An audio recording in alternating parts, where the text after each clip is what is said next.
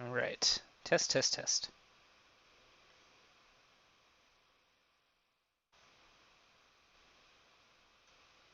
All right. Test, test, test.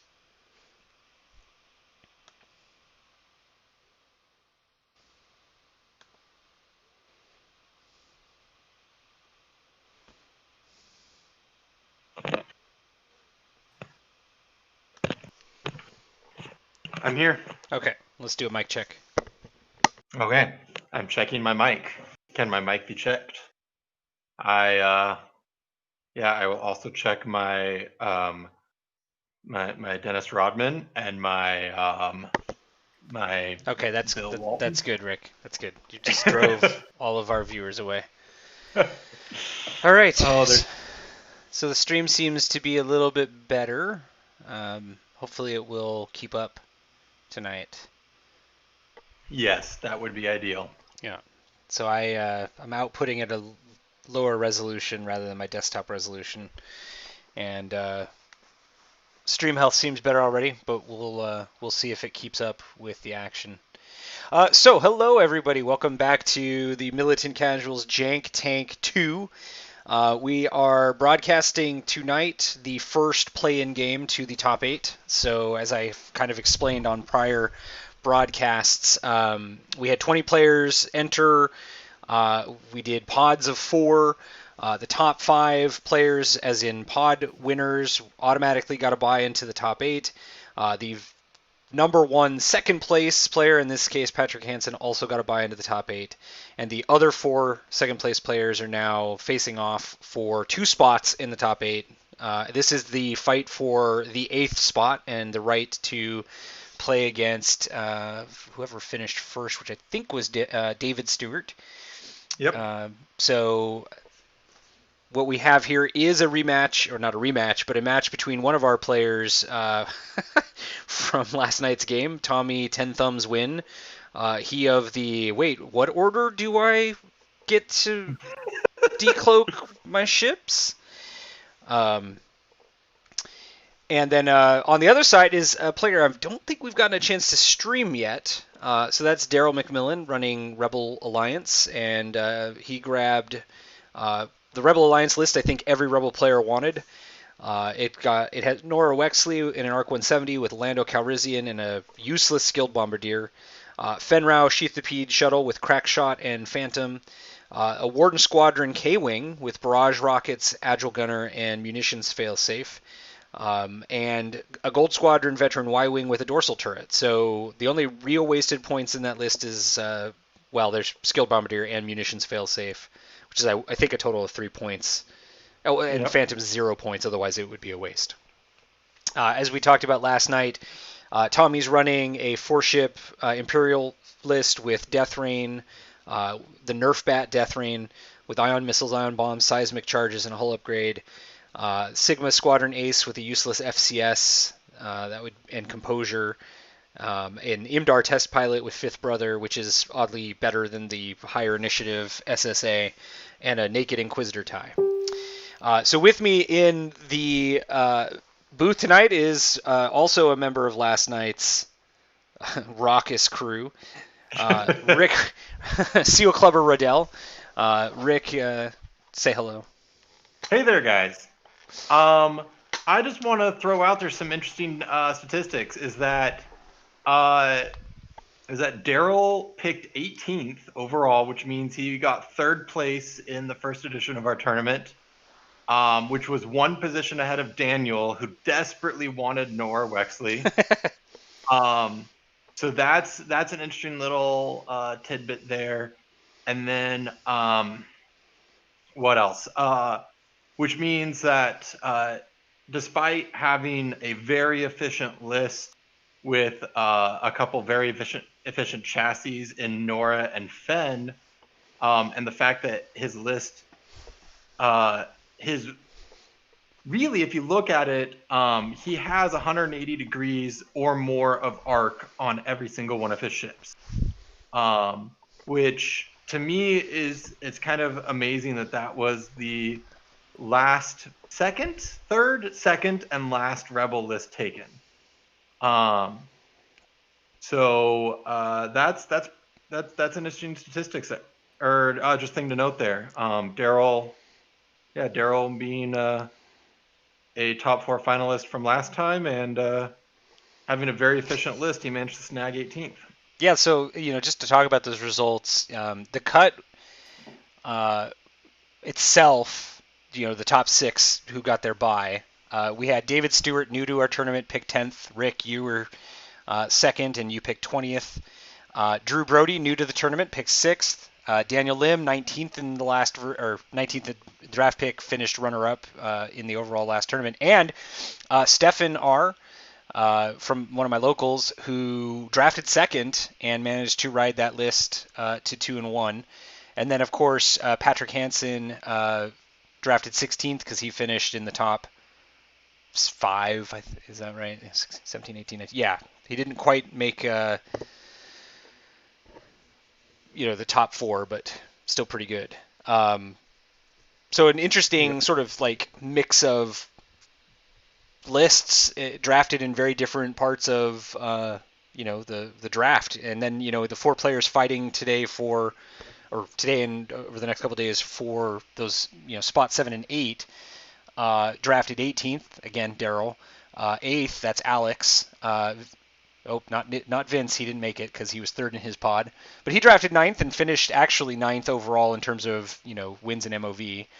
Tommy drafted 14th and Brandon drafted 11th. So I think that's actually a really cool statistic that Vince drafted 9th and finished 9th.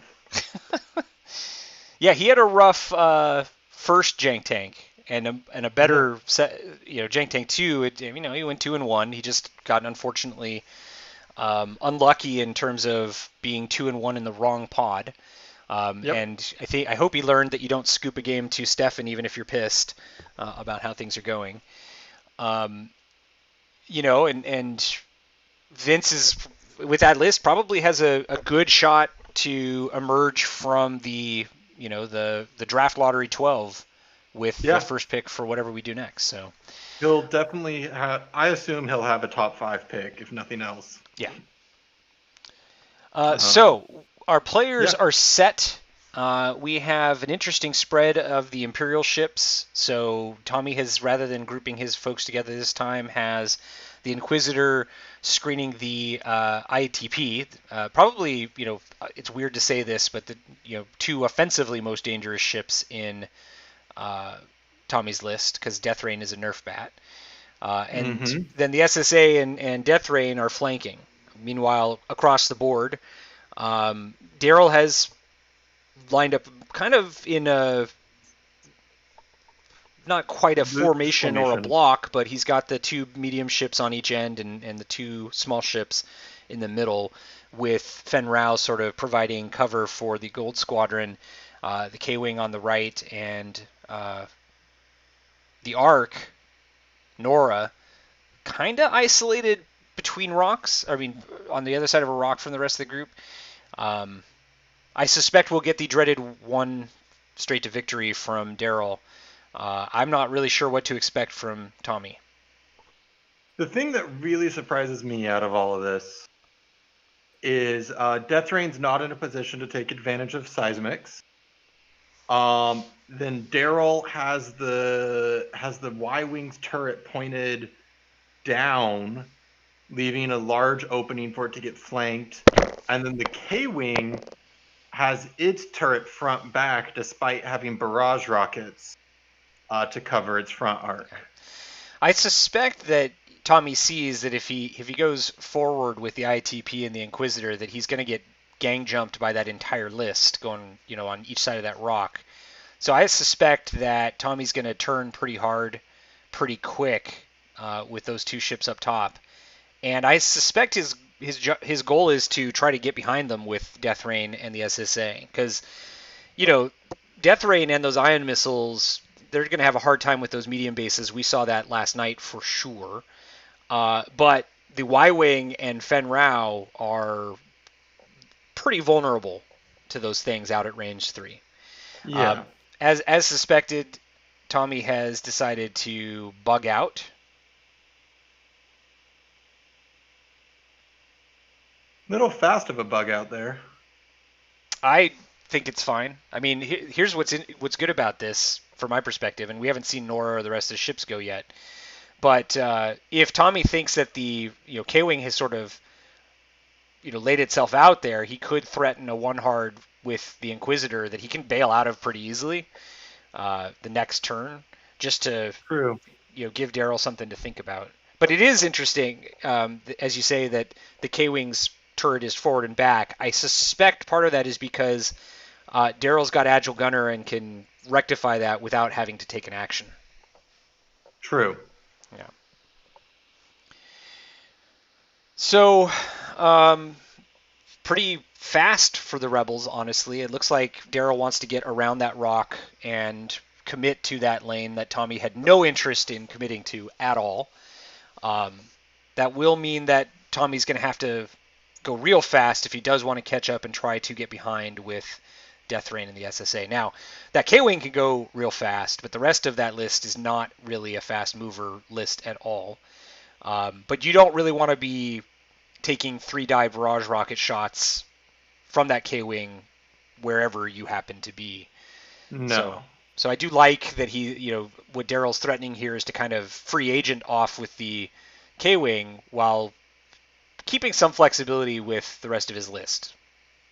Well, and also the K-Wing's so fast, it could also just go. It could weave in front of his list to kind of slow down. Yeah. So he could do like a 2 straight, 2 bank next turn and go to the far side of the rock instead of cutting back underneath it. Yeah. Now, also worth noting, Darryl did turn his Y-wing turret up, which suggests that he's going to turn in next turn because he knows that he can't catch the Inquisitor and that other Phantom with these ships. And so I think he's essentially forecasting, if Tommy sees it, that he could actually probably flank if he gets the Inquisitor and the Phantom moving in between the debris and the rock here in the corner. Yeah. That'll be dangerous if the arc just does a bank, but it's something that Tommy could consider. Yeah, I actually think there's going to be a 3 bank coming out of that Y-wing next turn. Really? Yeah. Because that just gives you a 180-degree arc, just generally pointed in that direction, and makes it very difficult for Tommy to get out of shots. But a three bank to the right with the Y-wing? Yeah. But that's going to put you pointed at a rock. You can coordinate the barrel roll from Fen Rao, or you could barrel roll or whatever. Yeah, I think that Darryl is going to realize that not that it's more dangerous, but like the potentially more aggravating ships are the ones at the bottom of the board, and he's going to use. I suspect he's going to use the K-wing to harass the 2 ships Tommy's got up here, while he turns the rest of the list to face Death Rain and the SSA. So I think the Y-wing's going to too hard. I think Fen Rao will too hard. I don't think the arc will go as fast to maintain some time on target on that gap that the Inquisitor could come through. Yeah. But I would be shocked if he just did a bank, because it doesn't leave him with a lot of options to get back facing Death Rain and the SSA without also having to kind of barrel roll, which obviously then constrains his next move. And with those 2 hards, he does still have the the turret facing the Inquisitor and the ITP if they do cheekily turn in.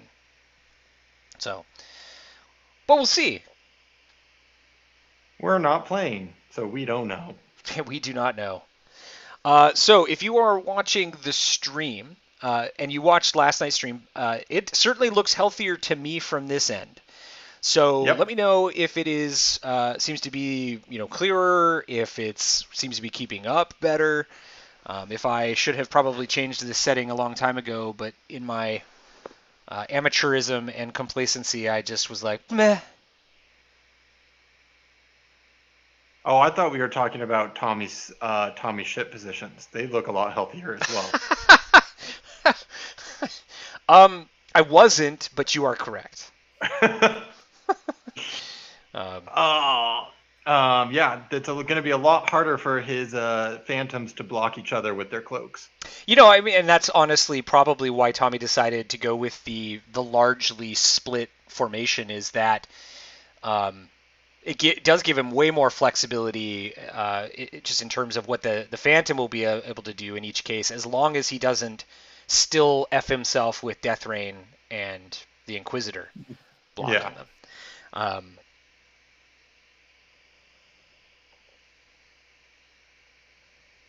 I love it. Unset, nah, set. Darryl is it's a very waffling on Darryl. some tiles. Yeah. Yeah.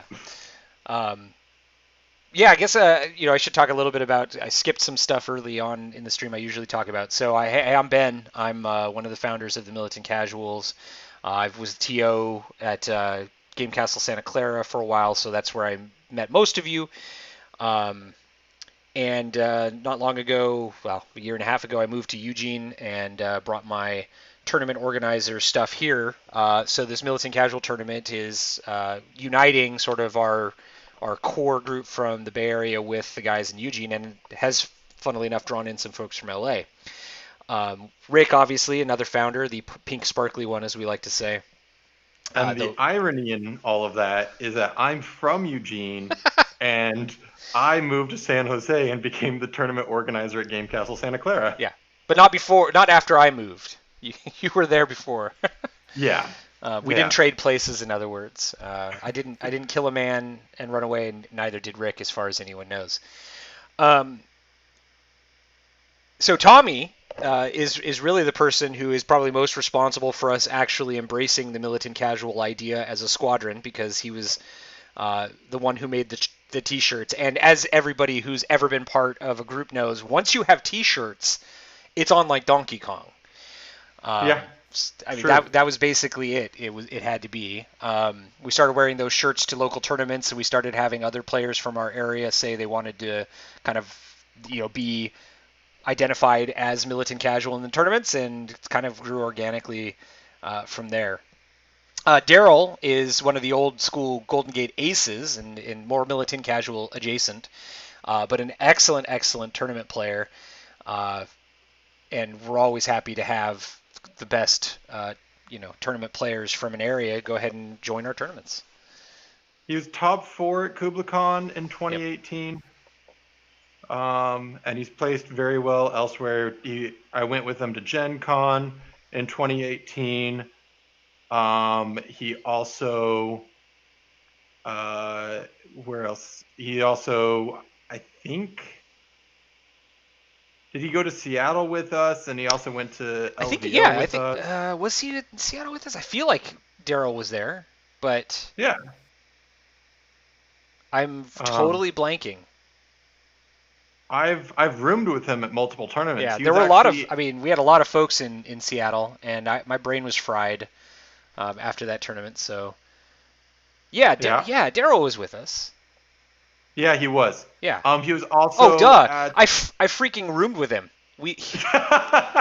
Yeah, we had an Airbnb, just like with the Minoc Open. He drove the process of getting an Airbnb. Anyway, Yep. that has been a journey into my bad brain. So while we've been kind of chatting about the players and their legacies, Tommy has full on bugged out of that corner and left. I like that move because it has left the K-wing in a really awkward position. So I would be shocked if the K-wing doesn't kind of do too hard back, actually to the left, to be able to support the rest of this group after this. I might three bank with the K-wing. And just keep chasing. Yeah, because honestly, you have the speed to catch up, and then you start to flank.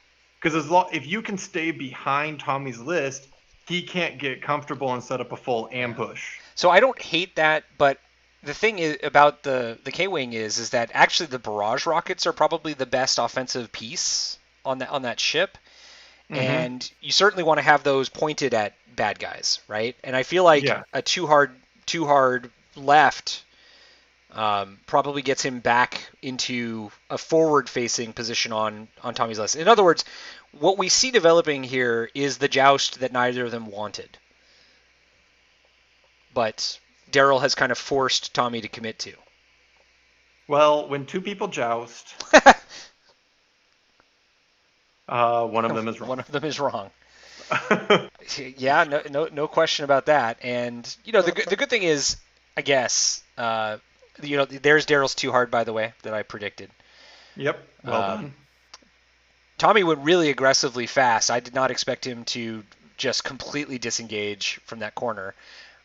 So Tommy's going to be able to bring 3 ships in pretty fast, and Darryl is going to have a little bit harder time, I think, getting all 4 of his ships into this new reconfigured joust.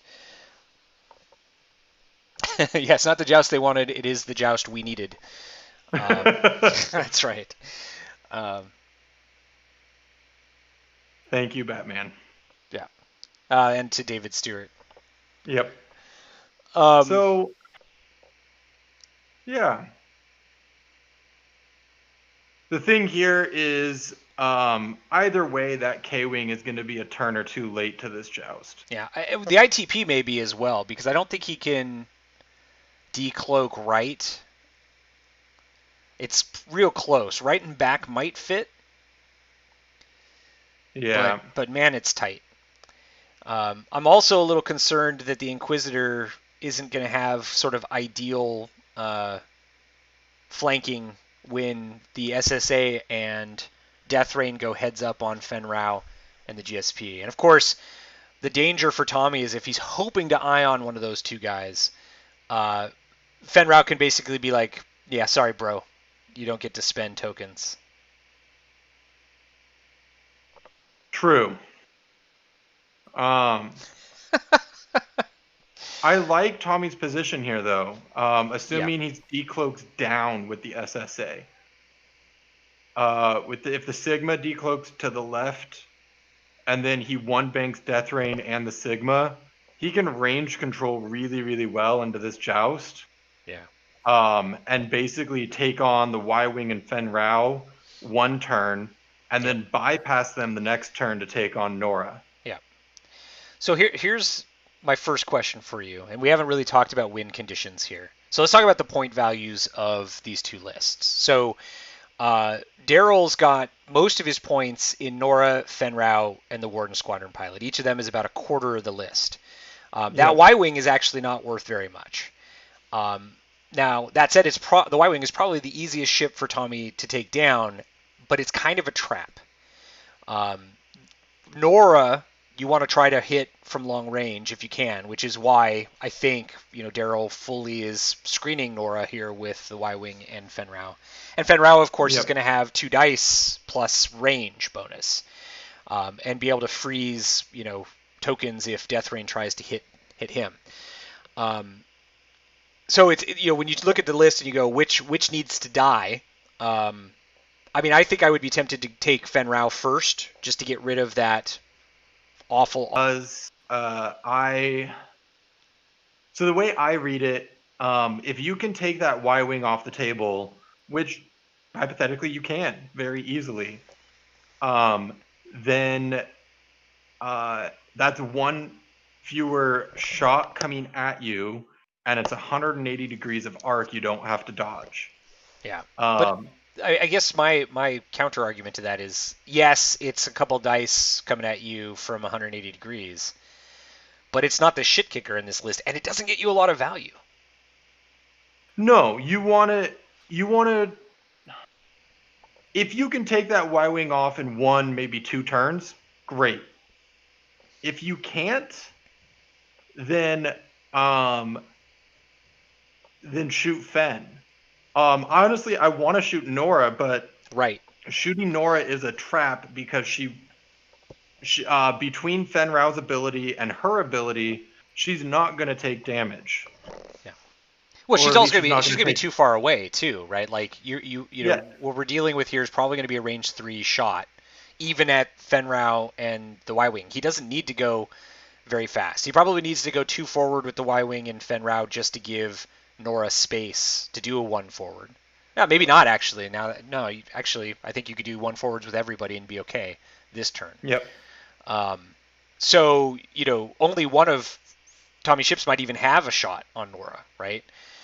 Um, so I think if you're only presented with multiple shots on Fen Rao and the Y wing, I can understand going for the Y wing because it's going to be easier to hit.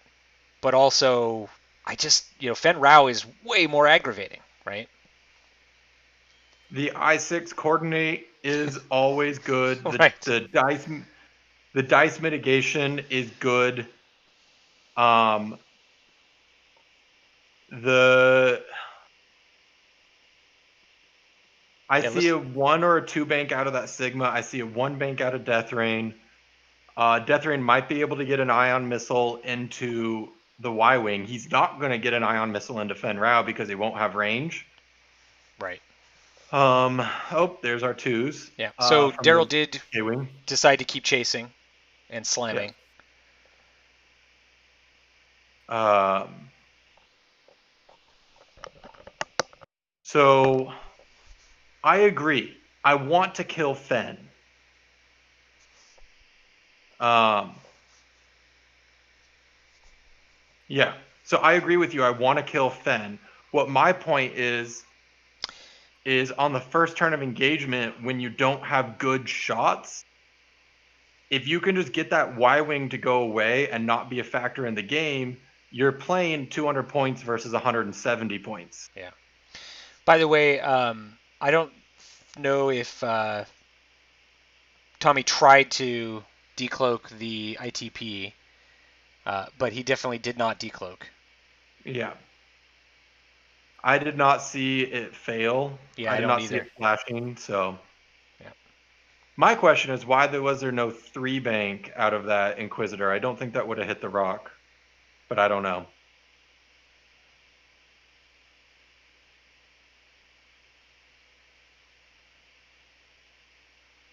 As forward as possible, really? Okay. Hmm. Tommy making all kinds of decisions that I would not make, but then again, Tommy's not bad. He is a store champ, so He is a store champ, despite being born with 10 thumbs. true. Now, here's the thing: is when we talk about Tommy Ten Thumbs, all I think of are the thumbs from Spy Kids the movie. I have no idea what that is, so. I mean, I If know the anybody movie. out there listening does, please validate me and don't make me Don't feel don't terrible. validate Rick. Never validate Rick, folks. That is actually the number one rule of militant casuals is never ever validate Rick. I was wondering if that was a rule. It seemed awfully convenient. it's well, okay. Technically, it's more of a guideline, but than a hard and Uh, fast rule. that's 2 for 2 that we got a Captain Barbarossa Yes. So, reference. how about that ibtism that you like to call ibstim or something? I have no idea how you pronounce it. Ibt Them. It's ibtism. Whatever. There's letters there. Um, well, point is, Vince was talking to me today and about his love for Wedge and AP5, Yeah. and he threw he threw Ibtizibable in the list with him, and what else? There's something else in that list. Oh, he sent it to me. I forget what it was. Oh, Biggs. So it was Ibby, Biggs, Wedge, and Wedge with plasmas and AP5. And he went 2-0 with that list today. So we got a convert to the school of Sir Shed of Ibtism. Stress. Yeah. Well, and also wedge with plasmas is super super unfair, but Yeah. it's just not. I'll give It's you that one. uncool. So first of all, at Um, range 3, let me suppress your range die. Then let me wedge another of your green dice. Roll all. And Also, also do you say have goodbye to your shields? shields. Oh, you blocked the crit. That's okay. You have no more shields. Yeah. Okay. Yeah, I'm not the barrel roll in is a weird move for the Inquisitor because it does make a hard turn much more difficult to execute while having a token next turn that kind of matters. So I suspect what we'll see instead out of uh, the Inquisitor, depending on where Death Rain ends up here, is probably more like a, a bank next turn. I think he's setting himself up to have to kind of bank boost around that debris. It I certainly don't know. doesn't. I think a one hard from the Inquisitor with a barrel roll linked focus to the right actually clears and jumps you to the other side of that debris cloud. It might. I'd be awfully. I mean, maybe. Yeah. I mean, I don't know The if. little nook in the debris is what does it for me. Yes, that does worry me. All right. So Nora is going to take a target lock. Well, I like the position of the Inquisitor. I don't like that he's tokenless. I don't know why he didn't link focus and then unless he was planning to do a 3 hard next turn. Yeah. I just want to note here, we've been talking about Fen Rao, so just to be clear on what Fen can do. So after an enemy ship in Fen's firing arc engages, if Fen is not already stressed, which he won't be, um, he can gain a stress token, and if he does, the ship that is engaging cannot spend any tokens to modify dice while it performs an attack uh, during this entire phase. So once Fen does that, if you had a ship that could double tap, it would affect both shots in the engagement phase. Not that that matters here, but just kind of a neat little thing that Fen can do. So it has a great effect against most players, but against Patrick Hansen it has no effect.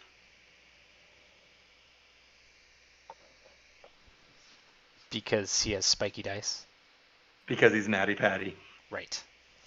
Well, natties, blanks are natties too, so Oh, right. as Forgot about Patty that. would So tell it you. has no effect against Daniel?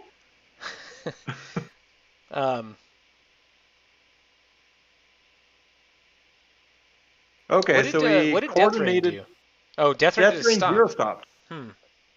And Fen Rao coordinated a focus to Nora. So that Inquisitor is going to face some hefty damage. Well, I don't think Nora had arc or sorry range on the. I mean, here's the thing. I think there's one shot on each ship. Nora's got a shot on the Inquisitor. Fenn's got a shot on the SSA, and neither of these is going to go through. Probably. It'd be hilarious. Oh, there it is. Okay, we're fine. Now, the SSA is in a great flanking position now because he Yeah, decloaked left 3 banks in. I love the SSA's positioning, for sure. Um, and even this, this range 3 shot, yeah, it's 3 dice, but it's 3 dice versus 4. The Inquisitor's got a force. He's got a hope because Nora is He's double probably going modded. to take 1 damage. Yeah. Average dice He says just 1. can't get the quad blank. Why would it be 3? Oh, it is obstructed even. Oh, yeah. Isn't Did that they measure? interesting? Did they? Oh, Yeah, he wow. did. Yeah. Yeah, it is obstructed. Cool. Closest Yeah, point to he's closest fine. point. Or maybe not fine, but he's fine. Oh, man. Yep, he's Yeah. fine. Spend the force, no consequences, and we head to round 4. So yeah, I really, really like the SSA's positioning. I don't hate Death Rain's positioning. I'm not sure how I feel about the Inquisitor's positioning. And the ITP could decloak forward and then hard turn and probably have a shot on someone next turn, but it's not going to be a very good shot. Um, Problem is, Death Rain blocks that from the ITP. I don't think so. I think the 2 forward's fine. No, I mean the turn in. Ooh, fair. Yeah, No he, focus Fen. So Fen is stressing to try to keep some health. yeah. Which, fine. I mean, he's just going to do a 1 forward next turn anyway. That's a good roll for not having any mods. Fen might actually 2 straight. Fen takes a shield. Worth it. Yeah, And totally. then as I was saying, Fen might 2 straight along with the Y wing to give Oh, Nora room. yeah. They're going to have to at least 2 straight, aren't they? Unless Nora just says yeet. Well, so Fen can obviously, coordinate. Nora's still got the target lock. It leaves Fen very vulnerable. Okay, so there is a shot for the Y wing on the SSA. The SSA is just going to laugh at this too. No, it's going to be range 3 at the Inquisitor. You think so? Yep. Unobstructed. Yeah. Okay, fair. Yes, and no token anymore. It's still 2 Or it's dice. going to be at the Death Rain. I would assume Inquisitor, though. Yeah, I'd assume the Inquisitor too. Yep. Oh wow, Death Rain. Okay. Well, he has a target lock. Fair. You want modified dice. Either, Sure. yeah, and it's fewer defense dice. Range 3 obstructed is fewer defense dice Well, than I don't. shooting the Inquisitor. Yeah, I suppose that's true. It would have been 2 versus 4. Wow, nice roll. So that'll probably put some damage through, some shields through on Death Rain. But Yep. Death Rain's a nerf bat. He doesn't care. Death Rain's job next turn is to seismic the fuck out of that list. So. Yeah, he has to survive a straight joust. But anyway, what I think Fen Rao's going to do is probably just a 1 forward coordinator focus back to Nora and take another shot and then pray that things don't go poorly for him. The K-Wing is way out of position here. Yeah, like I was saying, the K-Wing's going to be a turn late to the joust because At he can least. just... well, with Slam, he can get into range next turn, but he'll be weapons disabled. Right. So in 2 turns, he'll be shooting. Do you come And through the then rocks now with him? too hard right, too hard left? No, I think it would be more like 2 hard right, 2 forward, and then come back out. But yeah. I actually probably either look at a 2 straight, or a 3 straight, 3 straight. That doesn't... Let me cheat with a piece of paper here.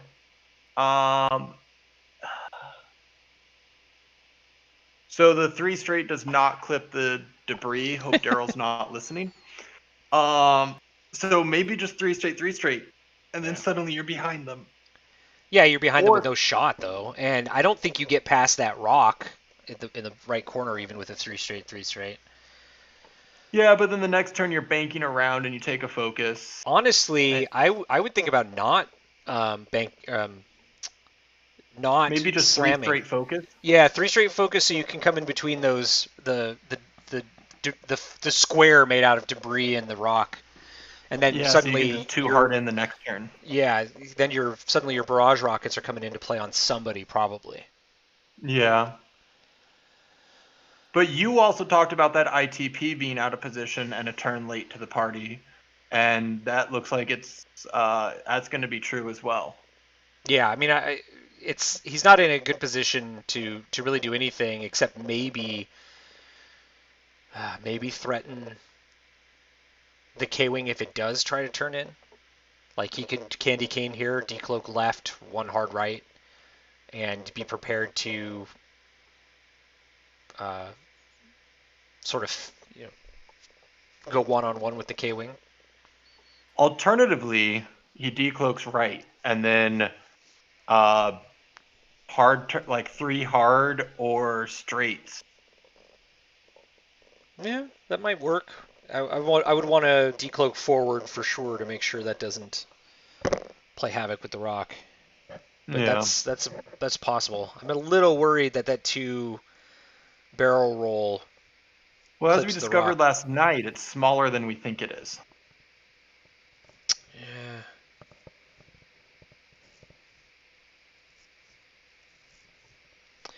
Well, Darryl is ready. This is round 4, right? Yes.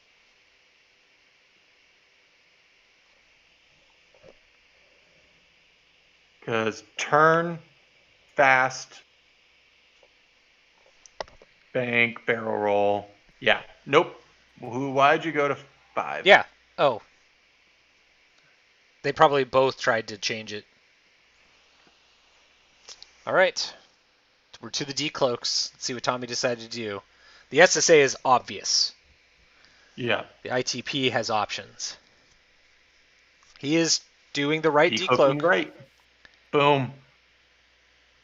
Oof. As And he did. forward as possible. Yeah. Oof. I think a Well, 3 hard might clip that rock. that's what the force and shields are for.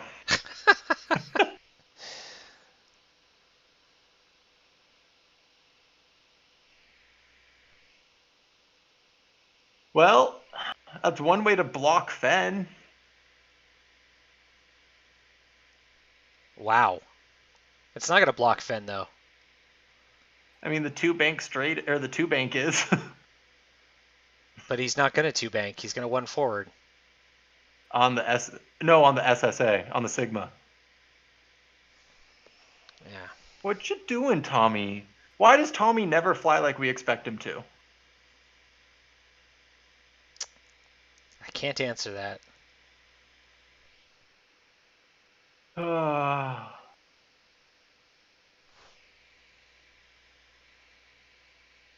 Ooh.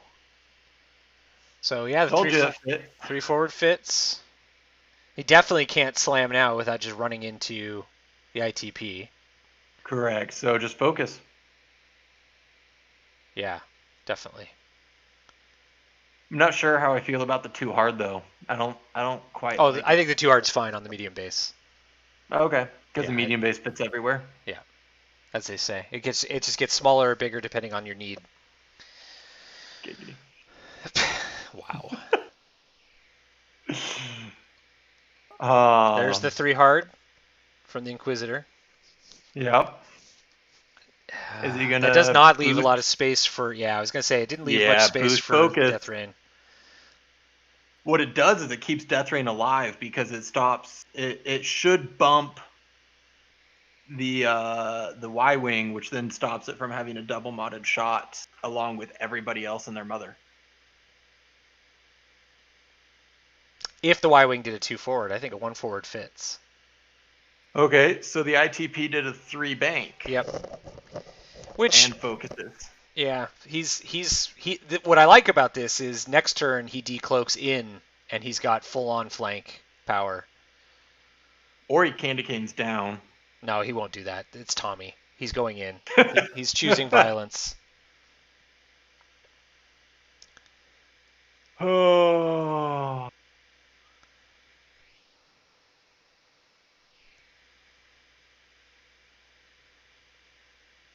I don't know if Inquisitor has enough tokens. Ooh, wow, that was an aggressive 3 forward Darryl rolled in here. So I guess he was not planning on doing any coordinating. Well, I guess he was just trying to fill some space of his own or something. I don't know. Yeah, I guess the plan was to give Nora her own space. That's not necessarily. Oh, Tommy.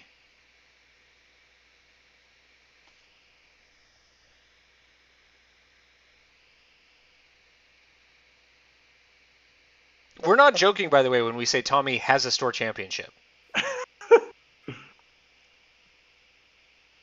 Yeah. This is.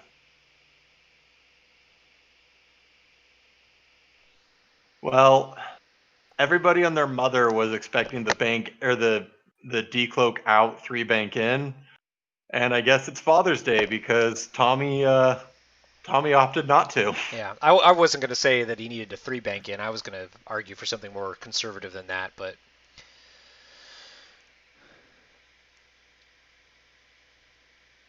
Now, the thing I don't like about where Death Rain is he doesn't really have good bomb options with just the 1 No, bank. he doesn't. I think he could have He probably. could boost link target lock. True. And it's not a terrible move because it means that the Y-Wing probably can't 4K if he's in that spot next turn. Yeah. So yes, he is boosting. So just boost and lock on Fen, which, I mean, Fen's just going to be like roll all no, but that's okay.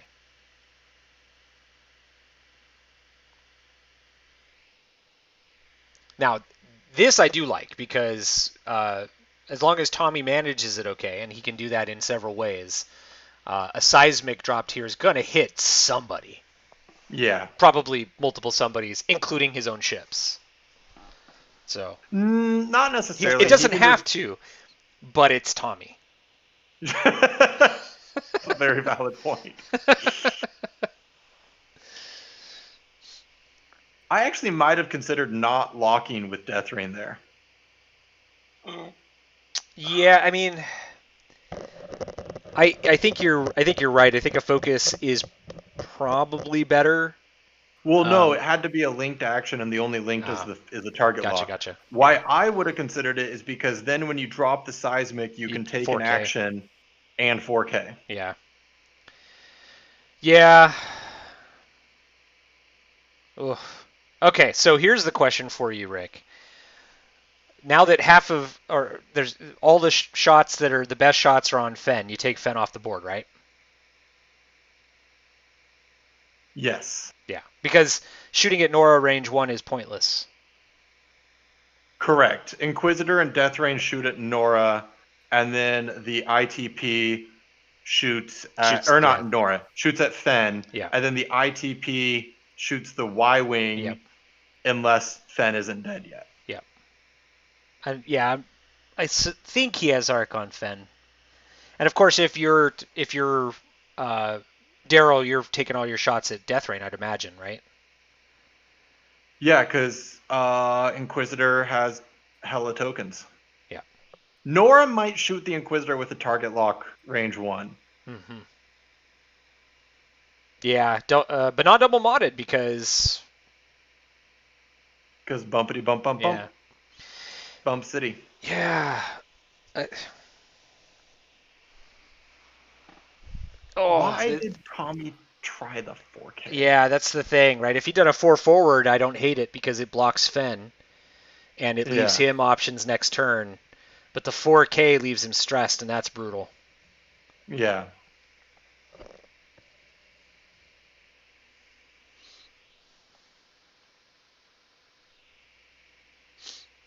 Now, of course, the K-Wing will have a shot this turn. I think its only shot is probably barrage rockets on the ITP.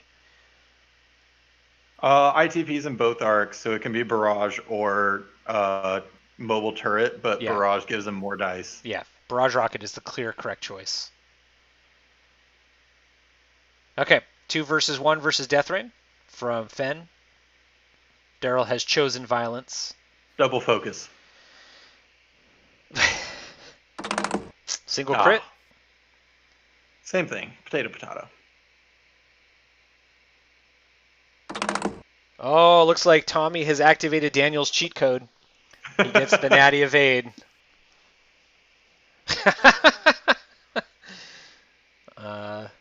What's the bullseye for? Crack shot. Yep. Well, that's nifty. Yep. So spent crack shot on Fen. I suspect Darryl recognizes that Fen probably isn't going to be around for very long, so why not? Also, Fen's only going to have a bullseye arc so often. Right. Because after this, he just keeps blue maneuvering and using his rear arc. No, he's totally going to back up next turn.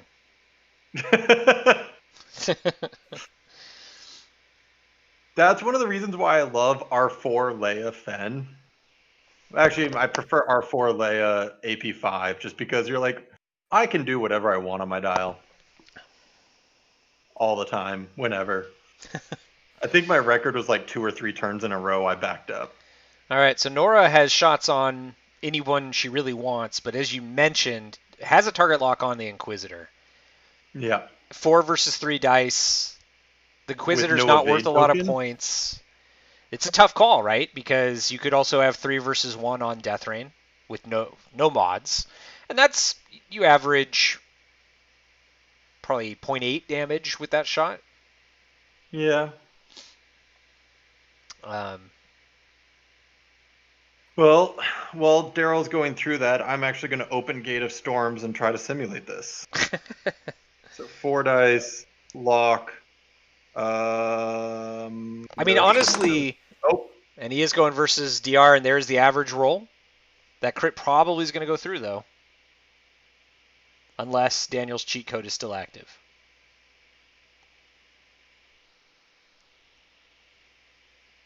so it's expected 2 damage against Inquisitor. I mean, the thing is, Nora doesn't really have to worry about a range 1 shot from the Inquisitor because Nora gets that auto evade. Correct. So. And it's A direct hit. So 5 hull on Death Rain. Not quite half points yet, though. Oh, I had the all hits button tagged. That's going to make a difference in this. So it was expected 1 hit on Death Rain.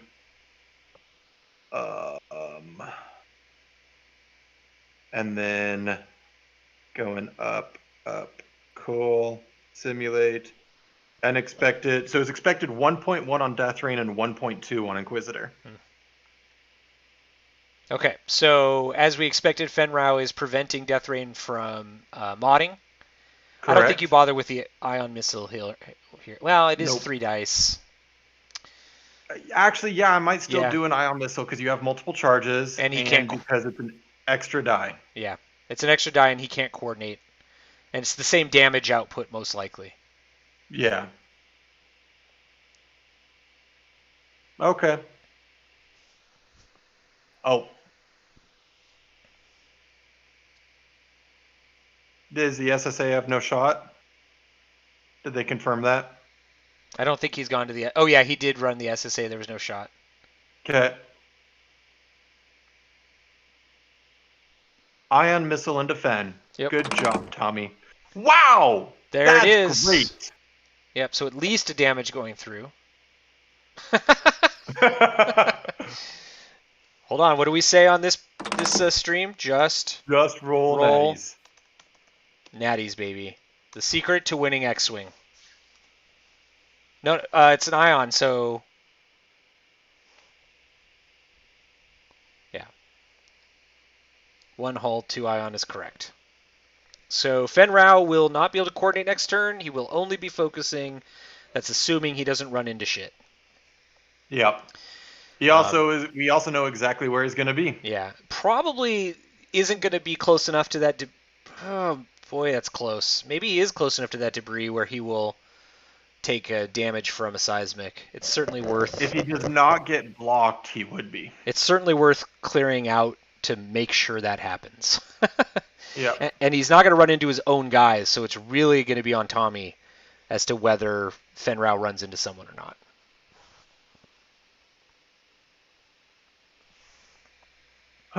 Quiz and defend, 3 versus 2. Yeah, that's a good call. Especially with the well, focus. You don't still. shoot Nora. She has auto evade. Oh! Spend the focus, baby. Nice roll for Tommy. All right. Fen is on natties here, and a blank will kill him.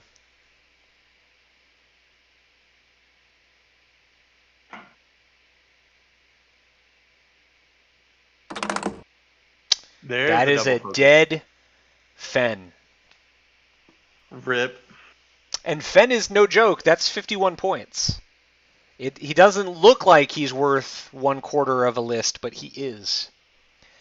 So Tommy surges into the lead here and removes a very, very powerful piece. So, because natties, man. Natties. Yeah, you had a thought, Rick. Go ahead. Death Rain hasn't even given up half points yet. No, exactly. He gave up just under half of his. Now, the Y-Wing is going to get a shot and could easily, 3 dice with the target lock, you're doing at least 1 damage. Yeah. And then the ITP.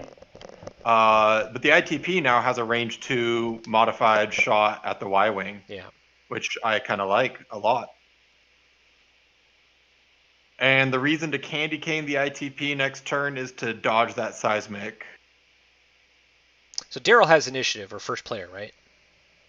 Nope, Tommy does. Tommy does. So shouldn't the ITP be firing next? Yeah, and Tommy just called Darryl on it. Yeah. Okay. Yeah, I thought Darryl's tilted.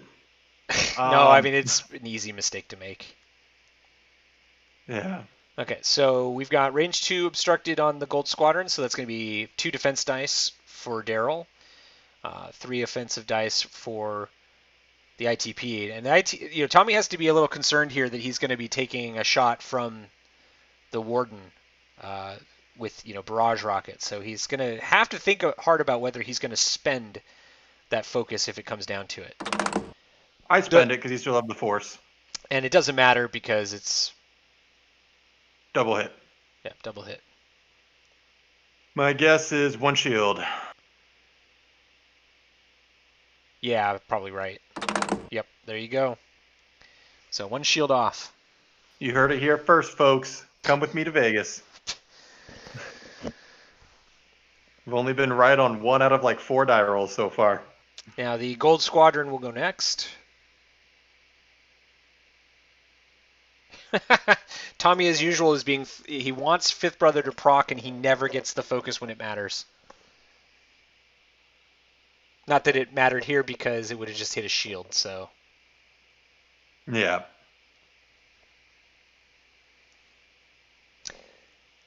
All right. And Darryl is chiding Tommy for wanting everything. All right, so here's the range 1 shot into Death Rain. Unless Darryl whiffs here, this is at least another damage and half points on Death Rain. Yeah.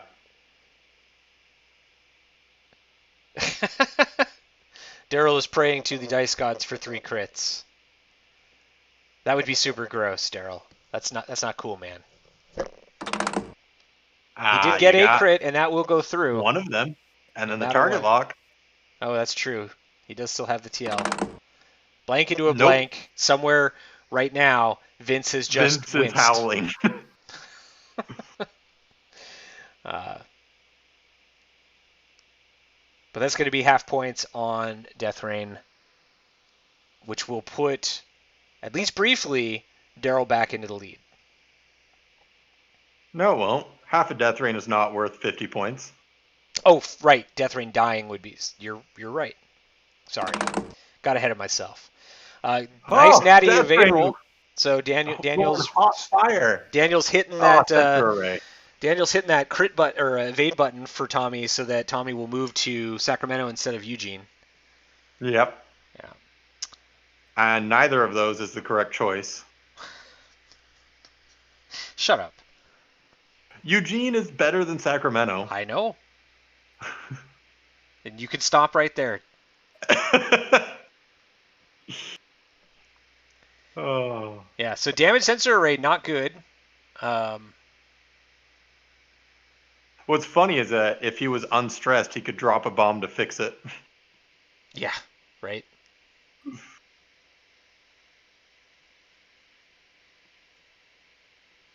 Well, I stand corrected on that target lock business. That apparently turned out to be the correct choice. Well, I mean, it kind of was, because what Darryl realized in the sort of aftermath of it is that he'd rather have had Fenn's ability to lock down the focus token on the Inquisitor. I think that it could have been different if Nora had fired on the Inquisitor and stripped that focus token. Then it might have been, the right call.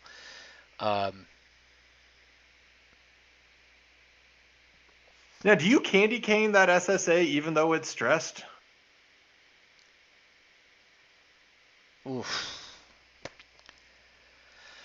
Yeah. You'll have no mods, but you're in a gorgeous position. Yeah, I think you do, because you need to get your guns on Nora when Nora's not near you. Nora's still going to be range 1 of somebody next turn. It's a terrible decision to have to make. Yeah, but yeah, that's true. Well, unless Inquisitor does something like a 5k. Oh no, the Inquisitor's stressed as well. Never mind. Did I say Nora? I meant the Gold Squadron or the WSP?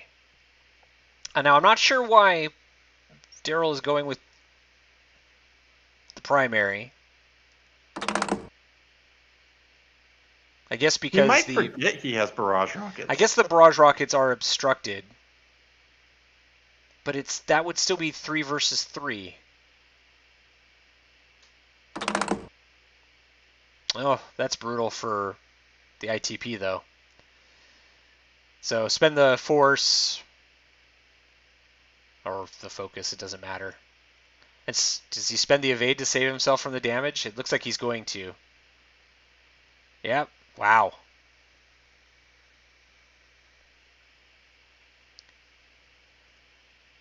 Wow, wow, wow. I would have taken the shield. Where do you where do you where do you go this turn without the decloak? Uh, 1 forward. He doesn't have a one forward. Oh, damn.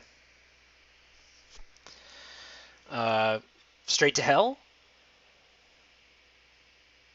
I don't know.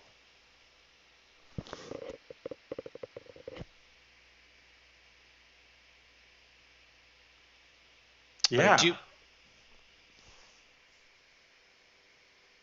Did Because the also that eliminates the seismic because now Yeah. Well, not necessarily. Because he could just 3 bank away, or three hard away and cloak. and then with the force he still has a defensive mod. Yeah. I might 3 bank away and evade. I think you got to be cloaked again. And I'd be worried that the 3 bank overlaps Death Rain, so I would 3 hard and cloak. Oh, And then do the auto damage with seismics, etc.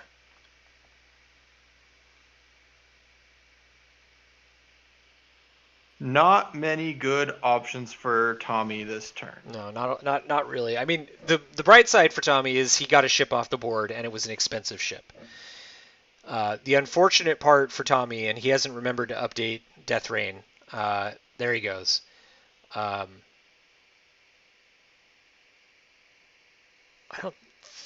didn't think he took 2 health there, but He did not.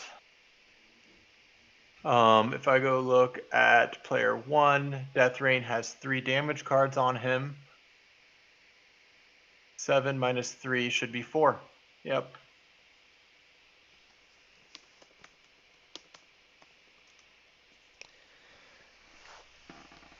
ugh. So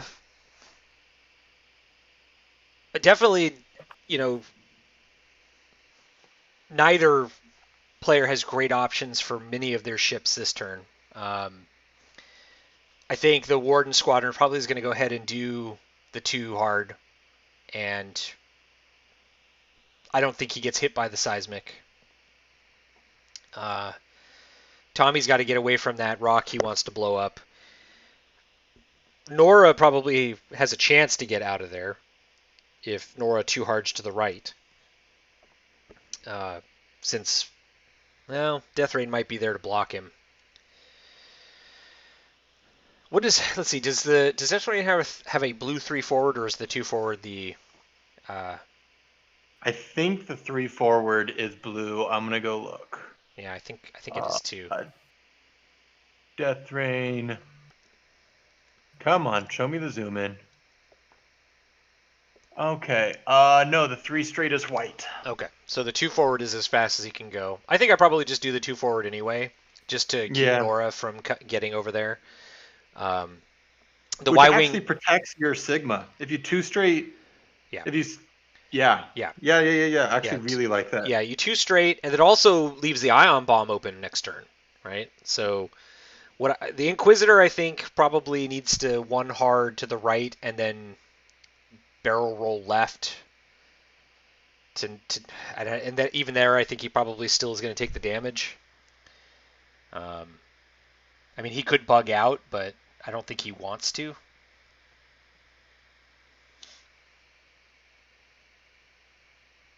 The Y-wing is just hosed. The Y-wing can't K-turn.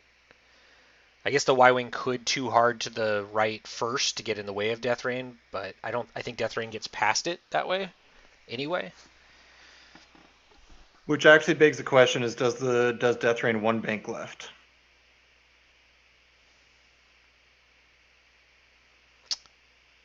I don't think that helps because now you're pointed towards the board edge.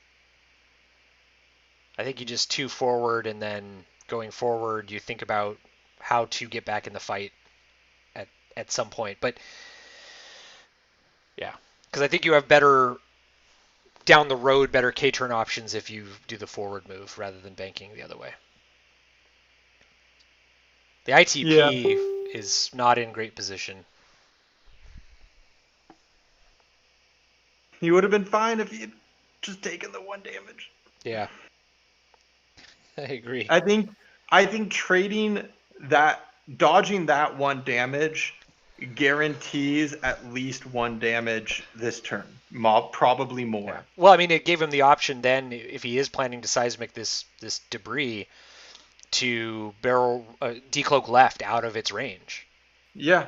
And now he just doesn't have that, and still be relevant in combat, right? The only Yeah. way to escape this now is to kind of just eat a round of firing from somebody. Yeah. 4K. 3 bank over the debris and just deal with it.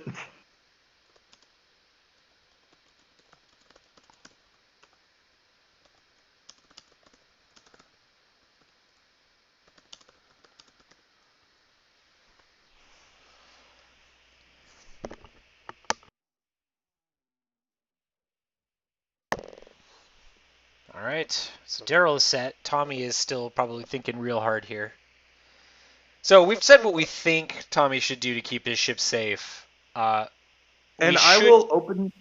I want to throw out there, we are talking a lot about Tommy and not Darryl because we know Tommy more because he lives in San Jose and Darryl does not. Well, it's also Tommy's got a lot more options. Yeah, like we didn't even talk about the fact that Warden's doing a 2-hard. Well, I said it. But okay. Yes. Nora does something. I mean, Nora's. Like I said, I think Nora 2 hards to the right to try to just get out of this mess. I just think that Tommy's going to be able to block it. I mean, he could Nora just might also does 4K. He could just self bump the Gold Squadron into the Inquisitor to give Nora the opening to 4K. That is a thing he could do. Yep. Absolutely. I don't know that he'd have a lot of good shots. I mean, he might end up with a real good shot on the ITP that way, but a butt shot anyway. Yep. So decloaking and bombs. Tommy, please don't decloak forward. There is the seismic we all knew was coming.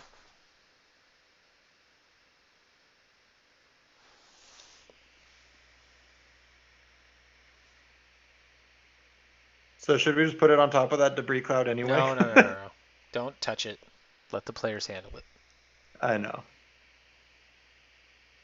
I set myself up as the observer so I can't manipulate things on the table. Good call. All right, so here comes the decloak. Be left with a candy cane, you doofus. Left and backwards. Come on, man. Left and backwards is correct. All right. Yay! Well, he did it centered. Close enough. He's fired. He's going to one bank and then cloak.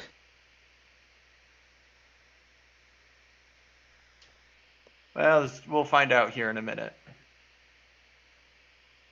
All right. Because Inquisitor moves, and then ITP moves, and then Gold moves, and then... Or no, we start with the Warden.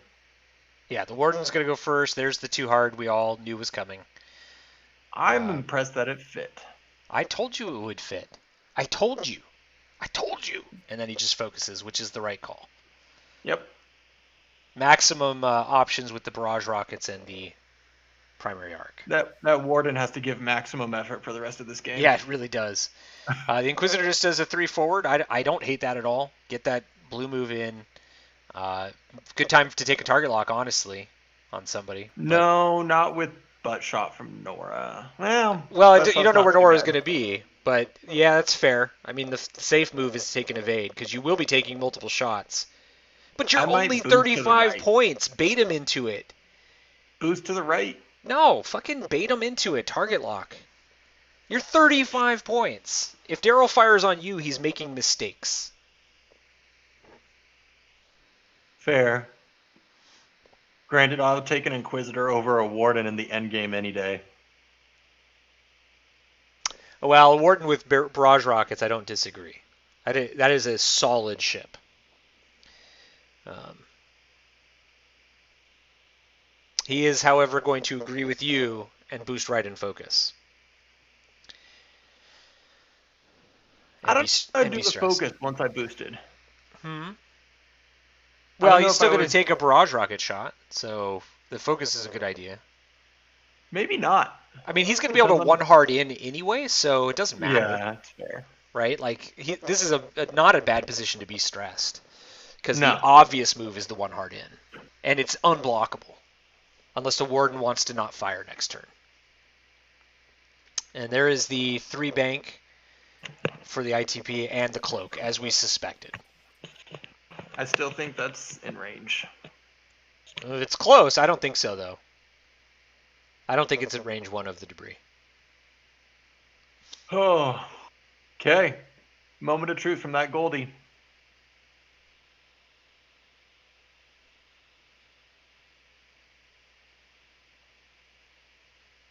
There's the 2 hard. Now Rotate. Barrel roll. Maybe I rotate. barrel roll. If you think that the death rain is going too forward, I think the barrel roll is a better move. Plus, you will have probably a better shot on the SSA. Alternatively, you barrel roll left, which gets you clear of the seismic and gives you a range 1 turret shot on the ITP. Yeah, but yeah. I mean, it's. You got options. I think I would stay there. I don't think he's in range of the rock. I don't care if he's in range of the debris. I much more care about getting a block on Death Rain. So I prioritize a move with the Y-Wing that gets me the block I think I need.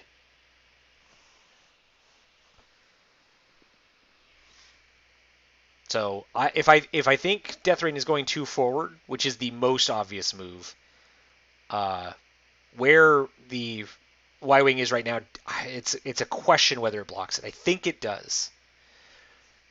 Darryl has chosen just to focus, which is the most versatile option. Now, if Death Rain 2 banked and hopes to boost out, that'll be interesting. Oh, wow. Tommy has become a pacifist and is just not going to shoot this turn. At all.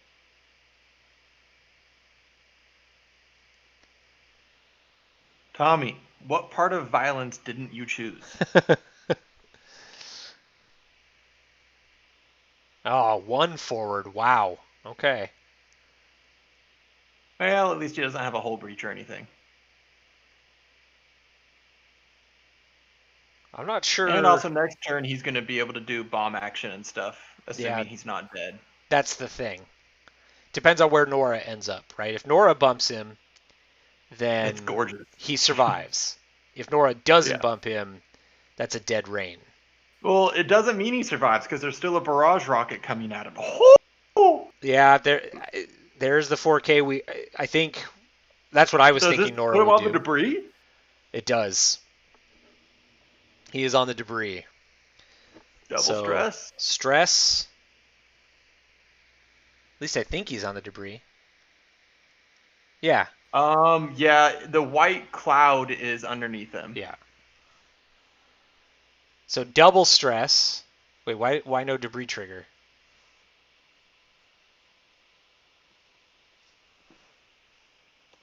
Isn't he on top of the rock? Oh, maybe not.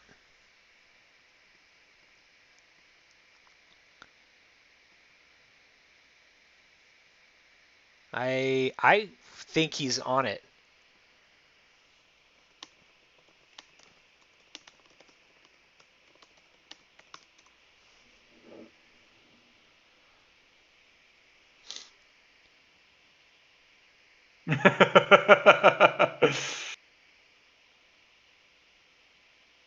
We got an enhanced joke out of my zoom in and screenshot.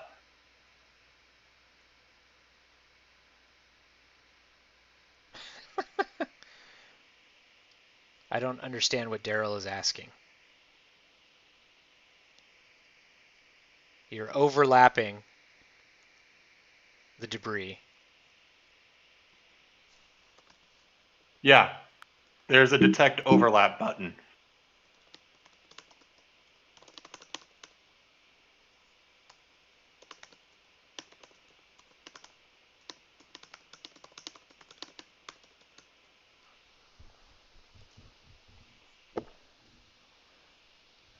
So everybody's getting that. So something to announce.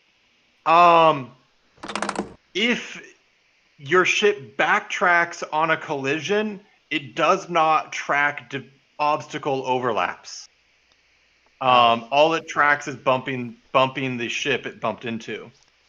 So what you have to do is you have to do detect overlap, which is Alt C, to see if you're overlapping the debris.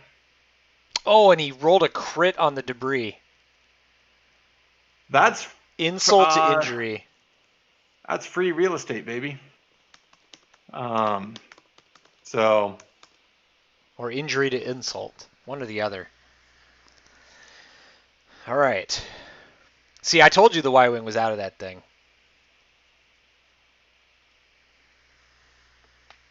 But Tommy only did 2 damage this time, and only half the damage was to his own list.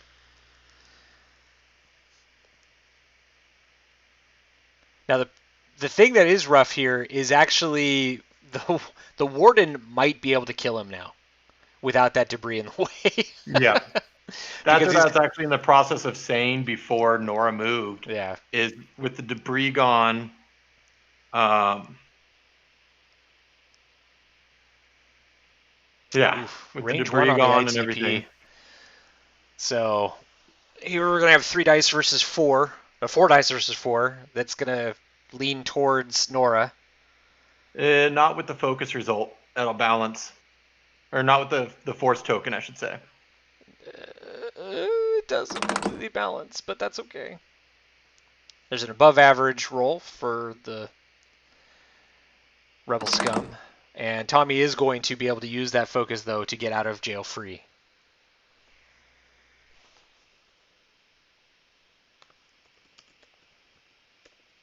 If you have 4 dice and a simulate, what is your average expected evades? I don't know. It doesn't say.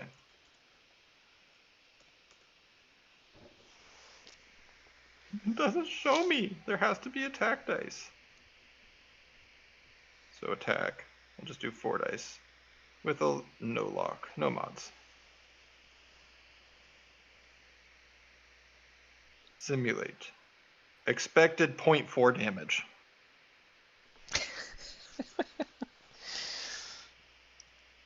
All right, so he's got a range 2 turret shot to the ITP. So this will be 2 versus 4. And honestly, this is much more likely to push a damage through now. Yeah, because there's no force. There's no force. So yeah. He doesn't believe it's range 2. He's like, no! I believe it's range 2.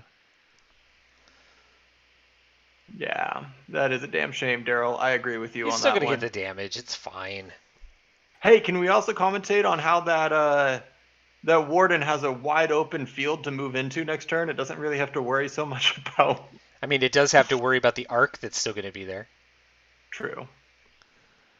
So I think the Warden's going to go right and try to stop the Inquisitor from coming back into the fight. But that's just me. That's a great roll for the Gold Squadron. double hit, and Tommy laughs at it. I'm telling you guys, Daniel is hitting that evade button for him. Yeah, average dice is not great there.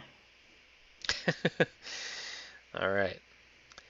So that leaves, I think, just the Warden Squadron to fire this turn. Really? Interesting. It was expecting 0.4 damage there as well. And I think you definitely go for the kill on Death Rain here, if you're Darryl. I don't. You, I'd probably shoot the ITP you here. don't You've want, already put. You do not want an ion bomb going down near Nora, as she's pointed towards the board edge. Well stressed. Yeah, that's a good point. Yeah. In fact, I think it's rather desperate that he kill Death Rain, because Death Rain's going to also be able to take an action off of the bomb he drops. Ion bomb, lock Nora, K-turn. Exactly. Though I'm not sure I would safely K-turn here with the Y-wing where it is. I think Maybe I might just... Ion bomb focus too hard, target lock the Warden? I'm not sure the too hard fits. I don't know. Man, it's tough. This is too complicated. Yeah, he's shooting Death Rain. Yeah, that's the right call.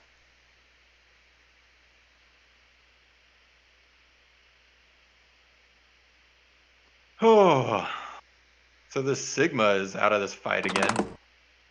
Average roll-ish. Above average, kind of. Probably not enough to kill Death Rain. Still do it. Yeah, probably not enough, though. All right. And also bear in mind that Death Rain has damaged sensor array, so he does not really want to do hard turns. It's a stun pilot. He doesn't give a fuck. Death Rain lives to do bad things to Nora. So I think as we head now into the next turn, I think if you're Darryl, you have to 2-hard in and just keep that stress. Oh my god, you can drop your ion bomb and boot. No, wait, nope, your damage sensor array. Just kidding. You focus. Or do you clear your damage sensor array and then you can do your maneuver and take your actions like a boost or something after that? I don't know. You have options. Yeah. Throw a poll up in the chat. See what people say. What? I don't know. It's still a shame we don't have giveaways from Hanson Brothers Gaming. So I guess the question I will pose is, if you are Darryl, what do you go after with the Warden Squadron? You could 2-hard to the right to try to keep the Inquisitor from coming back into the fight. That'll probably put you in position to eventually do bad things to the SSA if you need to. You could also go after the ITP. You could do that with the Gold Squadron as well. If the Gold Squadron doesn't care about what Death Rain is doing, he could also 2-hard to the left and keep that dorsal turret pointed at the ITP.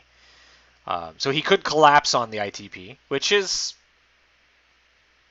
fair. I like a 2-hard left from the Gold. I like a 1-bank or a 2-bank. No, 1-bank from the Warden to the left, and possibly even a 1-bank to the right from Nora. Or yeah, so 2-hard. Yeah. I don't like a 1-bank to the right at all for Nora, because now you're pointing into a corner. Yeah, but you can bring the Gold Squadron around to.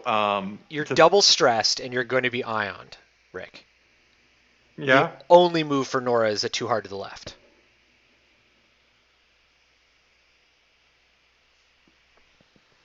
Why? Because that way, when you are ioned, you still have a butt shot to kill Death Rain, probably. And when you're ioned, you're not heading off the board in 2 turns because you're stressed. I mean, Nora is super vulnerable. The ion maneuver will clear your second stress if you clear your first stress this turn. And you can use the Gold Squadron to self-bump the ion maneuver to make you not go anywhere. Yeah, you could, if you want to make sure your Gold Squadron isn't shooting at anybody, too. I mean, you also have to be thinking about, like, Eventually, the SSA is coming back in. Eventually, the Inquisitor's coming back in. Deathrain may not be dead. Um, and That Nora's, whole upgrade has been clutch for 2 games in a row with yeah, totally. Death Rain getting out of there a hole. Yep, Deathrain would be dead without it. That is true. So, I mean, I could see collapsing on the SSA or the ITP because the ITP is the dangerous, weirdly enough, again, the dangerous Phantom. Yeah. Um, but I think you can do that and have Nora pointing down uh, to get Ion and clear, and then do whatever she wants and clear and come back to take on the Inquisitor. Right. The thing that Nora's eventually got to do is not be taken down at range 3 by these guys. And I'd be worried if I was pointing towards a corner that it's easier for somebody to come in on her side. And that's why I like banking into that corner, is because if the ITP dies, good. If it doesn't die, it's a source of free evades.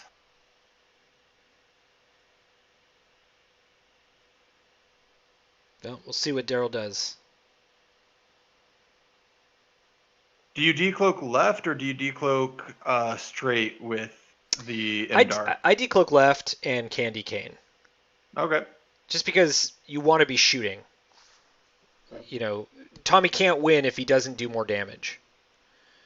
True. The Sigma, does it decloak to the right 3K That or one does I it just decloak to the right 1 hard? that one I don't fucking know. I think right 1 hard so that you can come back in next turn and chase Nora. But fuck if I know, man. That SSA has been bumble fouchéed out into the middle of nowhere, so. It's been a great smoke bomb. It's like, look over here.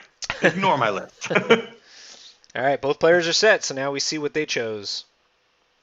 Decloak bombs. Oh, he's not dropping a bomb. Oh, wait, no, Well, because he the has to do ITB's it got to in go order. first. Yeah. Yeah. That's the other reason I think I decloak left is to just get the fuck out of that Ion. If it's going to happen. But, you know, he could do 2 forward and Candy Cane. That's also a thing he could do.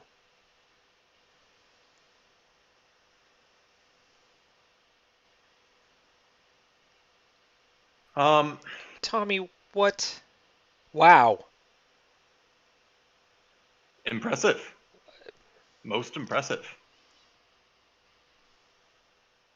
I No, you don't get a focus for that.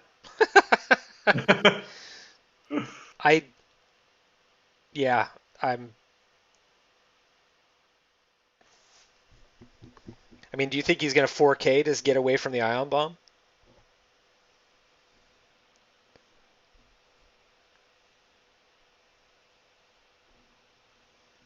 Win his system?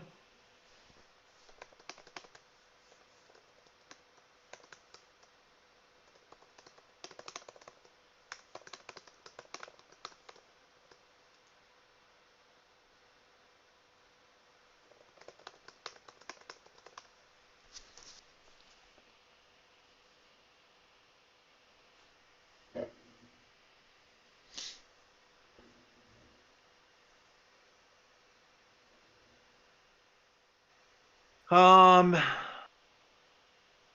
Aha. So Tommy used Death Rain to repair damage sensor damage array. sensor array, Okay. which is good stuff.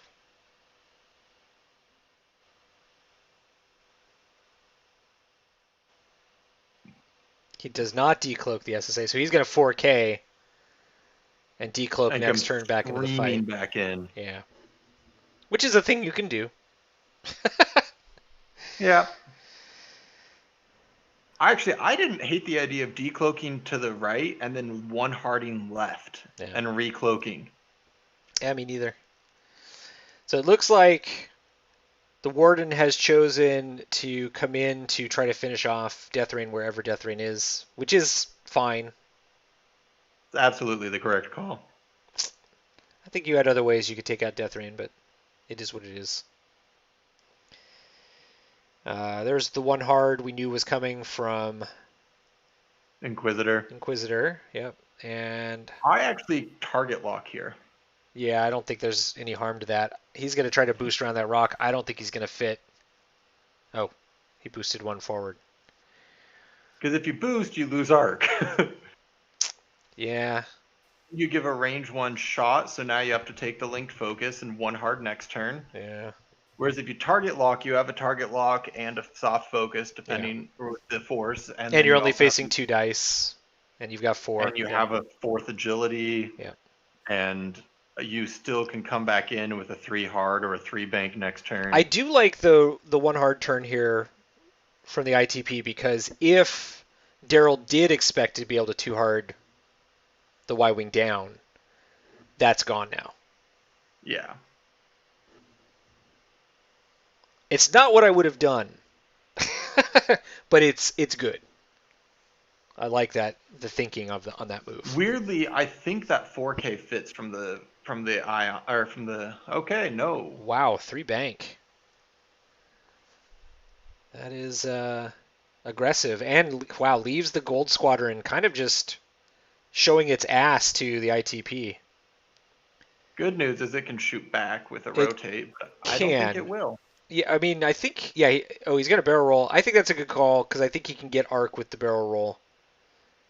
Also gain some space, so he's not necessarily taking a range 1 shot.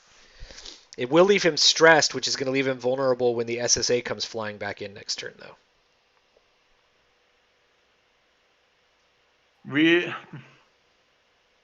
Ion missiles are 2 to 3 only, correct? Also suspect that he's doing this barrel roll to block Death Rain's 4K. And he planned this set of moves to do that. Yeah. So if Tommy instead did like a 2 bank, and then he's going to boost out of maybe or out one of straight.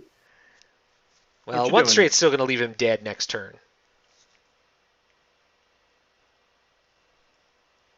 So something to note is that Darryl is actually not using Discord for this. And so we see a lot more text activity than usual because they are communicating the old-fashioned way. Truth. So, yeah, according to Tommy, that is not a barrel roll he just tried to do. It turns out that Tommy's right.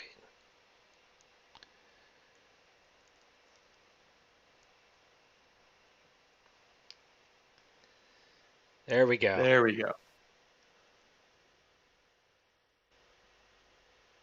And stress. Why? What? He was checking where it would put him, and now he's going to do centered or back. Okay. Is my guess. Yeah. He wants to make sure he blocks a 4K if it happens. Oh, but he wanted to see as far as possible forward to try to get a range 2 from the Imdar. Well, yeah, probably. All right, interesting. So that's an arc dodge. Yep. I like that turn. I kind of wish he wasn't, cloaked still. You take a focus here, obviously. Yep.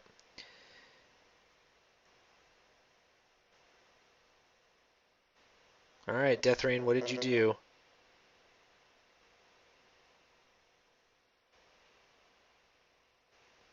Wow. A 3 bank. Okay. Now, do you boost to the right to get out of the barrage rocket? Yep, that's what he does. I like it. He's not out, though. So that's probably a dead Death Rain. You do not target lock here. You drop an ion and target lock next turn if you're alive.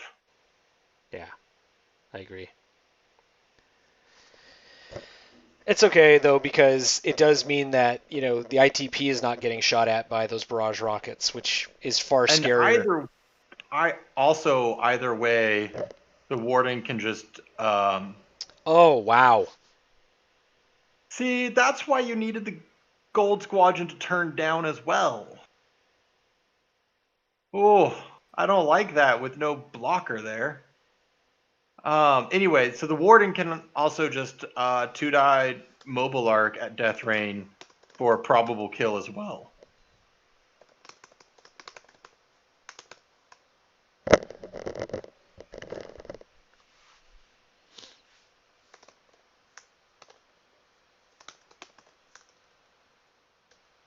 Now, something that is worth noting is that the Ion Bomb does not do damage, which Tommy did not know in his first game with the Ion Bomb. It is just instant 3 ions, and if you are a remote, you will take a damage. But that's it. It'd be hilarious if it did damage to you if you have to calculate action on action bar. Yeah, I honestly actually think it should damage droid ships, but whatevs. Instead of ioning them, just you take 1 damage. It can do both. Porque no los Okay. dos. Because that, I guess, It would need to be more expensive in that case, but yeah. And I was going to say, it kind of unfairly punishes separatists, but at the same time, you have to spec oh for it. well. Whatever, Yeah. right? Like you've chosen to take the Ion Bomb instead of something else, so you've made a design choice, list design choice, and that's fine, I think. But Yeah. does it make separatists sad? Yeah. Do I care if But that's separatist fine. players are sad? No. All right, Ooh, so range 2. yep. All right, Tommy, triple focus right here.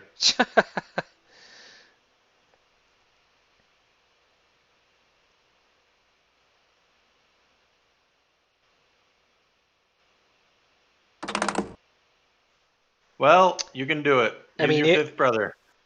the thing is that now a blank or focus result for Darryl is a crit into the hull. So good result here for Tommy. Not great if there's a natty evade. Oh, Daniel has betrayed Tommy and pressed the evade button. To quote Tommy, boo.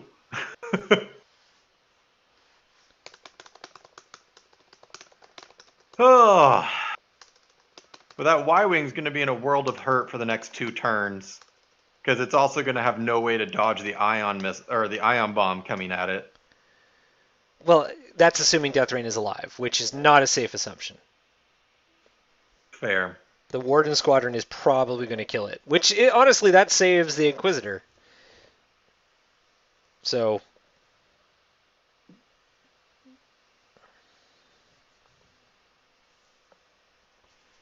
but yeah, I mean Nora's in real bad shape now.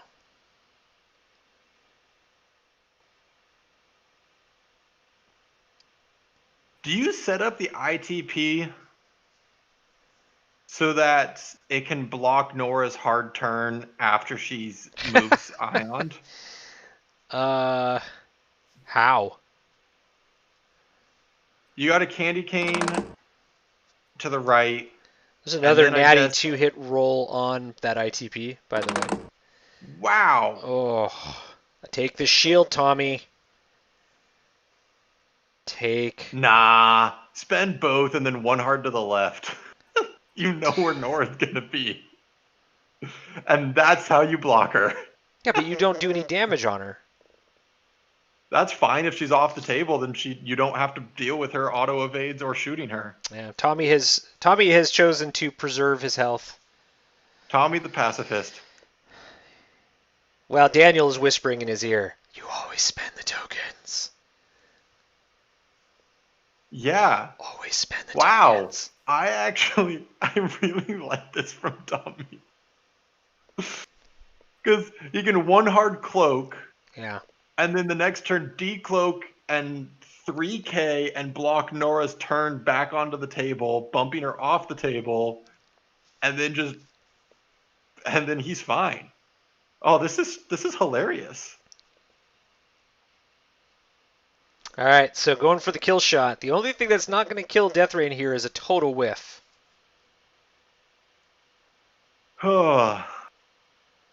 Well, he needs Two two hits is paint. enough to kill him. He needs 2 paint.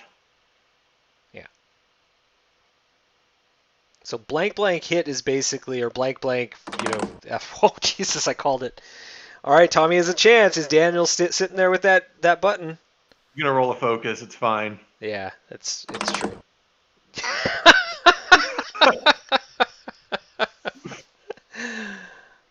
You should have taken the focus instead of the damage sensor rate. Well, then you couldn't boost. Never mind.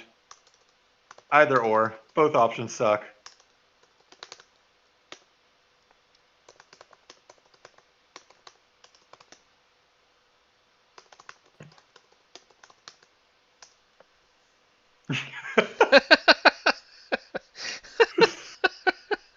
You know what? The dice want to keep this game suspenseful, okay?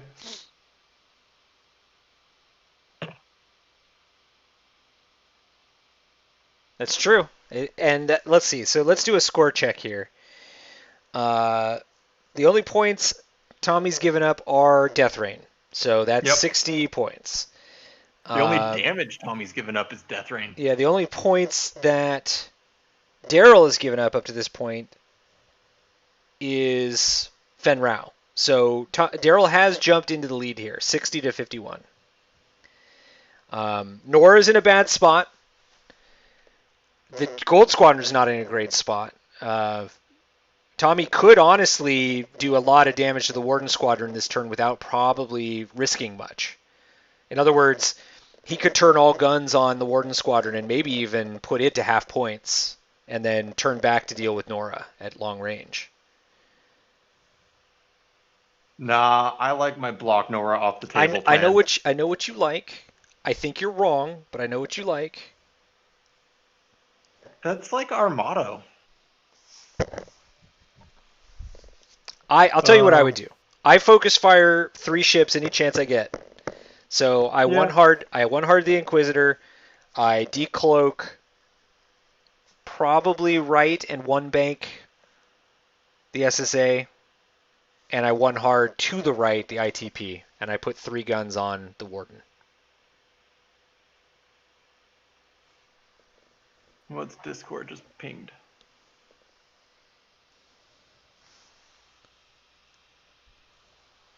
I don't fuck around with trying to do bumps shit. Nora will still be there at range 3 in 2 turns. I burn down the Warden Squadron right now.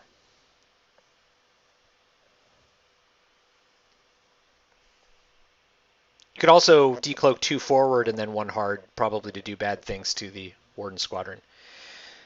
Yeah, though I don't hate the idea of decloaking to the right. Yeah. And bump, and then like bump 1 that Gold Squadron.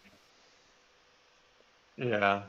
Yeah, I don't hate that either because you definitely don't. I mean, the Gold Squadron is stressed, right? So the Gold Squadron's 1 banking to the right, game set match. Exactly. So I don't even think you bump that with a decloak to the right. So in that case, you probably decloak forward to keep your distance from the gold. I like that. I agree. I think it gives you more arc on wherever the Warden goes to, and maybe even prevents the Warden Squadron from doing a slam past you. Yeah. In fact, maybe no, you've got to do the 1 hard to clear stress because Tommy was a crazy man on the Inquisitor. So. But that's fine. You 1 hard and then you boost again. Yeah. Because I mean, the thing you've got guaranteed this turn is that there's nothing Nora can do to get arc on somebody you don't want Nora to have arc on. So take the moment to kick the shit out of somebody. Because then you can range control Nora to death. Nora can't move very fast. She can't really dictate range 1 on her own. She's going to have to hard turn out of this, so she's going to expose her side next turn, and that's a perfect opportunity for the Inquisitor to just go balls to the wall into her side. So... Yeah. Except you don't want to be at range 1, so not total balls to the wall. Yeah. Nora just doesn't really care about 2-die attacks very much. It's certainly not at range 1. You got to make her roll that die without getting the free added evade. Yeah. Yeah, and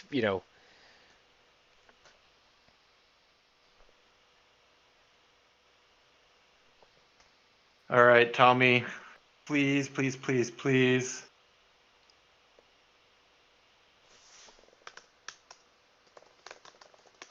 Please take my side and block Nora off the table. Jesus Christ.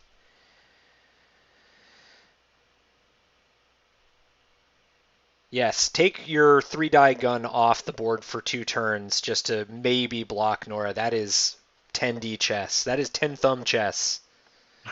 So Tommy is sure to do it. Oh, because I think the Warden probably 1 banks or 2 banks to the left here. That's fine. Yeah.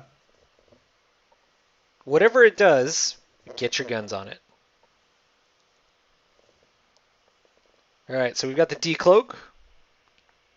Tommy's probably going to decloak right. Nope, he does do the forward. Yay, Tommy!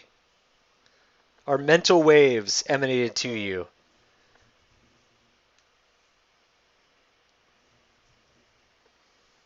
And I don't think the Gold Squadron is going to be at range 1 or range 2 even with that dorsal, so I think that's pretty good positioning for Tommy. Yeah, the Gold Squadron should just 1 bank and then rotate. Yeah, exactly. Be prepared to then do the 2 hard next turn. All right, so I think the Warden's probably bugging out after with that move. I think you have to slam and get the hell out. Nope, he's just focusing. All right, Tommy, what did you do? Do you attempt the bank boost? I attempt Well, I the think bank I think the Gold Squadron actually has to go first, right? Nope. Tommy has Oh, initiative. right. The Inquisitor. Yes. Yeah, I bank boost focus. Well, does the bank boost fit? I think I yes. think it does. I think it does here. Tommy disagrees. Or Tommy's gonna go after Nora.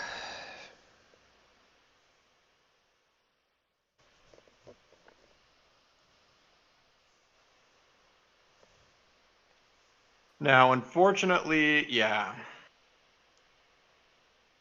I don't Yeah, actually.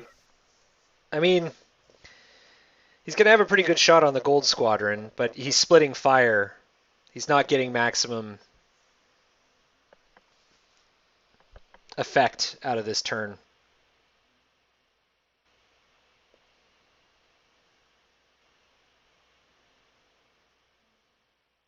Now, I might have considered not linking the focus there, so I could 5 straight with the Inquisitor next turn. I mean, yeah, I don't know. I think taking a range 2 die shot into Nora's side is going to be fine with a 4 forward. But Except for yeah, I don't think the 4 forward is blue. I think you have to do the 3 forward. I have no idea. I don't have that dial up.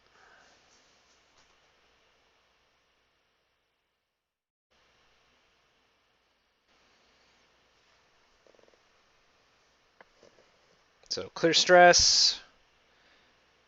Got to turn back. Take the 2 shots on the ITP that Tommy has so graciously given you.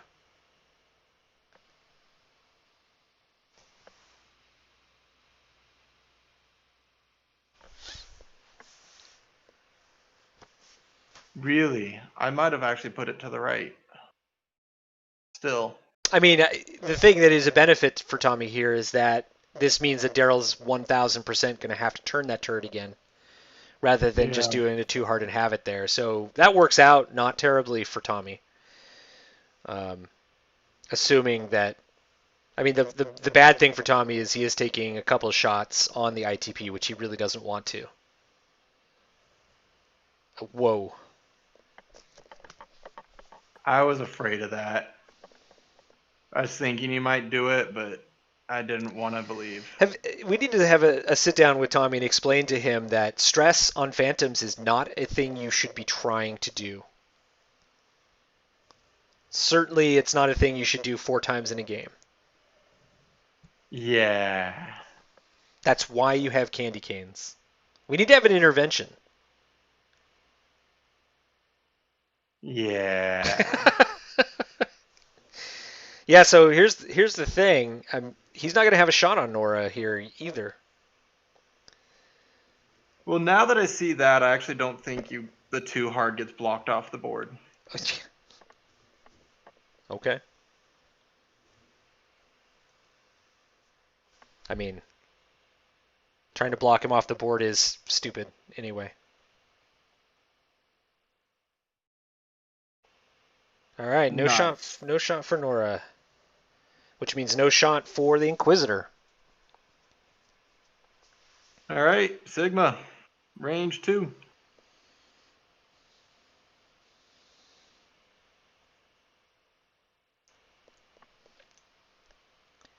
No mods.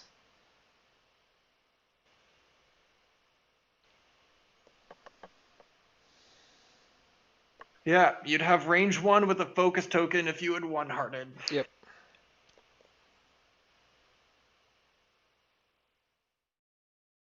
And so when you roll, oh, damn it. Yeah, 2's okay. He just had. I guess Tommy just doesn't roll focus results though. Oh, there's Daniel hitting the evade button for him. Yeah. Well, apparently the secret to rolling evades is you just roll 1 green die. See, now here's the thing that I would love is I actually think that the Inquisitor can fly in to block Nora In 2 turns. in 2 turns. Yep. And that is worth it because you're only sacrificing a 2-die gun. Yep. Oh wow. Arc bend. Jeff Wilder style. Do what now? He doesn't have arc on the. No. Oh, he sure does not. Yeah, that's fine. I mean, that's the Honestly, Look, I like this shot better. I mean, I don't. Because you have no shields. I mean, I don't because you go all in on the ship you can, but that was sacrificed when he didn't 1-hard, so it is what it is. So you have to set that shot up on the. You have to set the shot up on the Warden with the 1-hard. Yeah. But here's the thing: is there's no shields on that Y-wing, so if he rolls a focus result, he Yeah. can put a crit through. Yeah, but he needs another hit to guarantee it. Because Darryl has been just mainlining natty evades this game.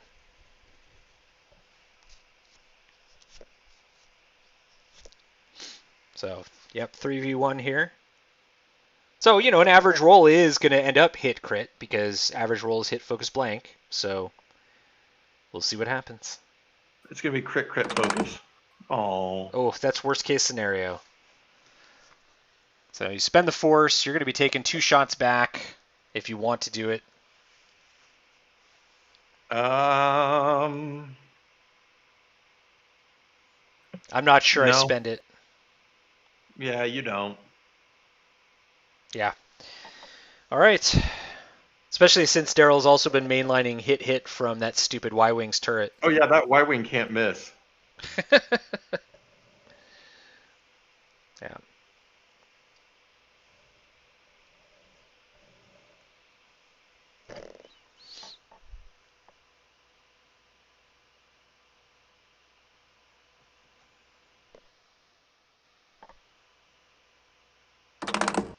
All right, that's a good roll for Tommy getting out of this with his evade token.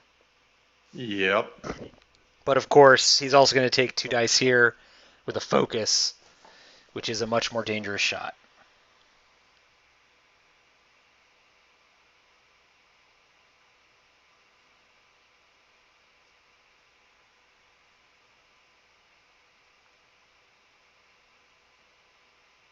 All right, when they go to dials next, I'm going to go grab another beer.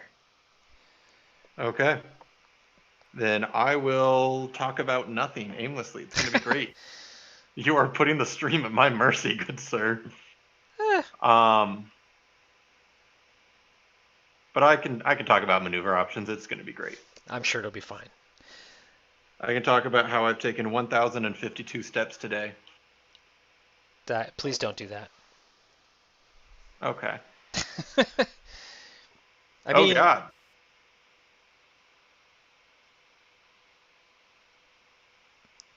I mean, the ITP is the shot, isn't it? Well, I guess. Not with the force and the evade. I think I might shoot Yeah. Sigma. Yeah, I guess you're right. Sigma's probably the better shot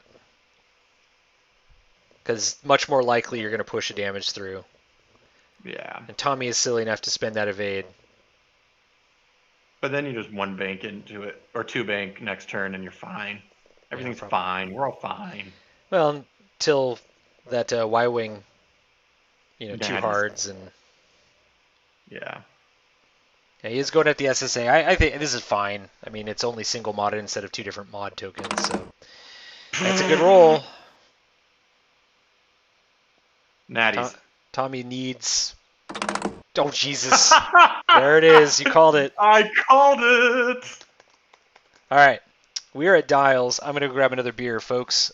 So Rick is Okay. going to entertain you. All right, folks. So here's the thing: is Darryl is running out of time, so he needs to just more or less all in, which means too hard from the Y wing, too hard from the Warden. Focus both, and see what happens. Tommy's going to cloak both. The question is he going to have target fixation with Inquisitor? And so if I'm Darryl, I can't think about that. Darryl has fewer things to think about than Tommy from here on out for the rest of the game, because Darryl is playing behind in momentum, if nothing else. So the question Tommy has to ask here is, what does Inquisitor do? Does he one hard to continue the chase and get more guns on the Warden and try to chew through the beef?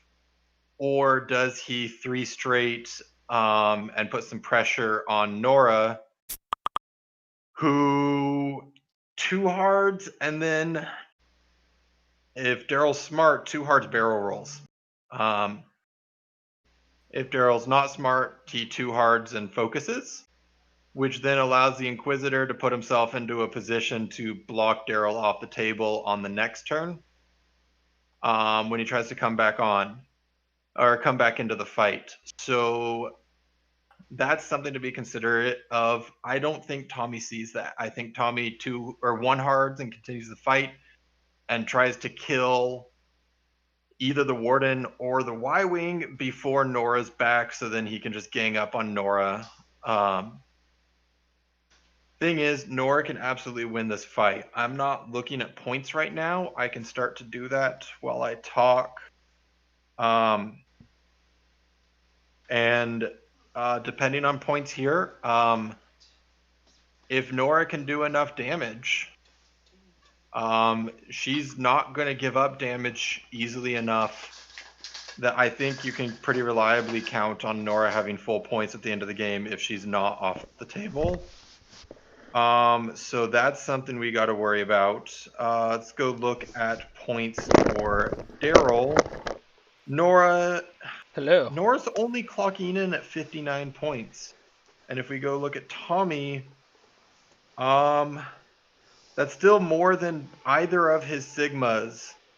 So Darryl has to kill 4 halves of a ship, because I'm assuming the Y-Wing's dead. So Tommy just has to not give up. Has to keep 3 halves of a ship alive, which I think he can easily do. I might not even decloak the SSA here. I might just...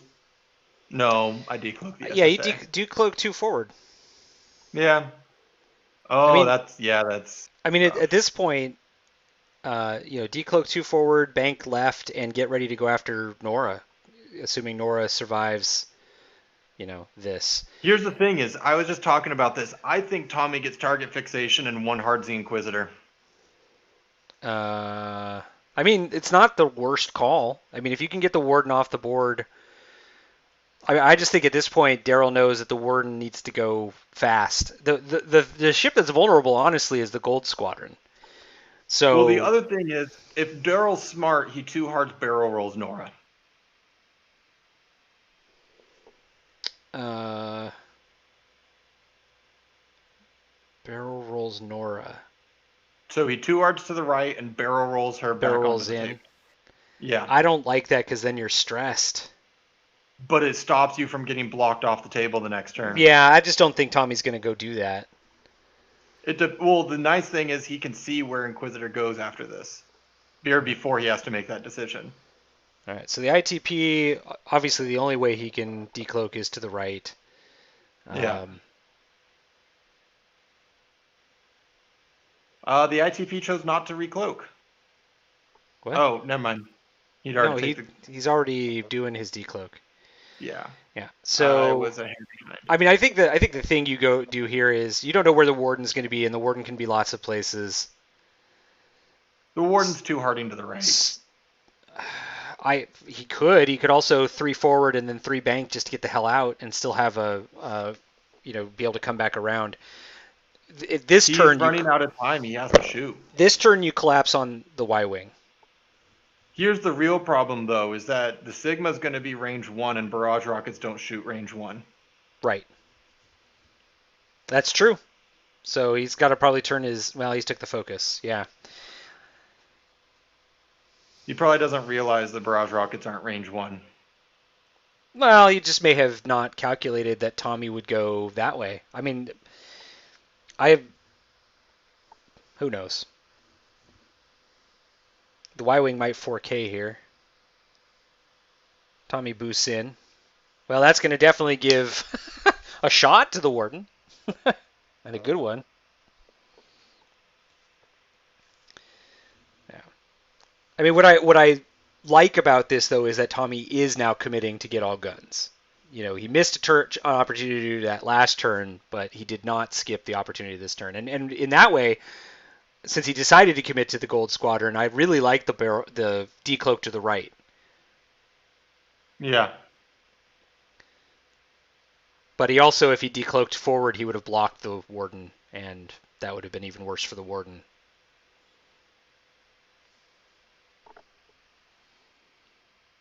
So.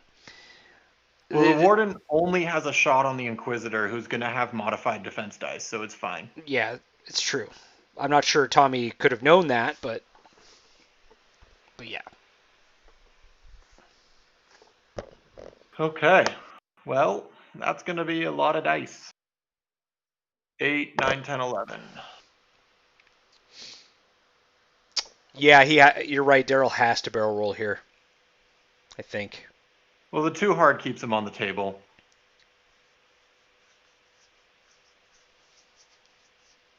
I think you're But if right. you barrel roll, you can do your 2 bank next turn Yeah, instead. exactly. And be back into the fight and have a chance that you might be at range 1 of somebody. Yeah.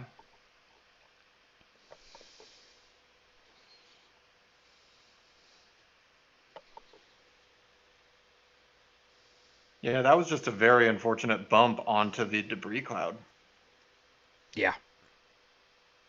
I mean, he wouldn't have gotten through. It didn't look like he got through the Punisher either. I don't think it was just that. No. Yeah, so the Punisher blocked his 4K Yeah.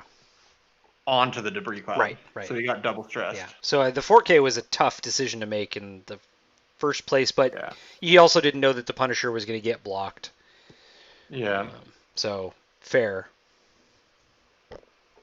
In fact, it's really honestly it's the Punisher Punisher getting blocked that fucked him. Yep.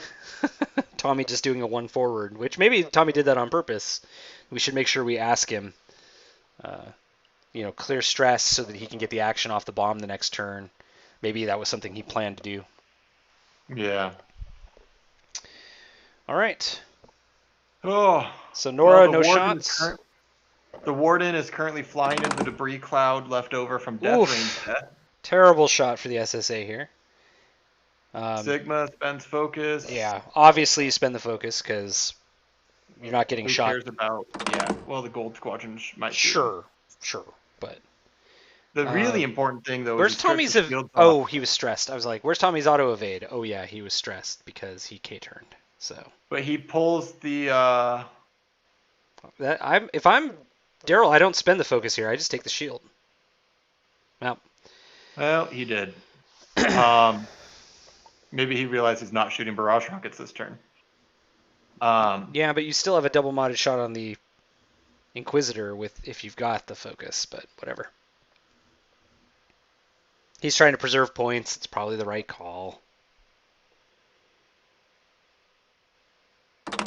Oof.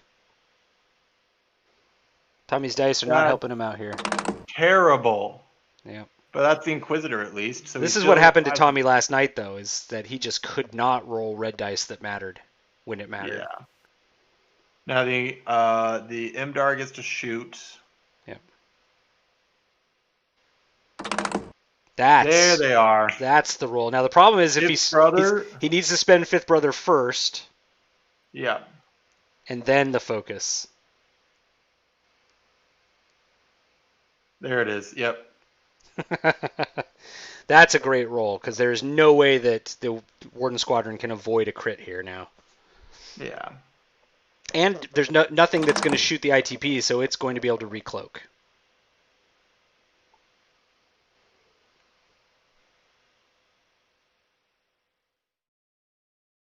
I mean, I almost think he should have shot with the ITP first, but...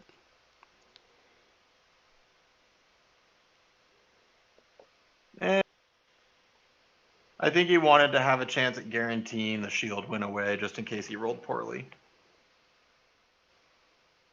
All right, so hit crit, that will get to half points on the Warden Squadron, right? Two hits and a crit under the shields. No, he had 2 shields, didn't he? Oh no, he only had the 1 shield. Should have gone away. Yeah, oh wow, okay.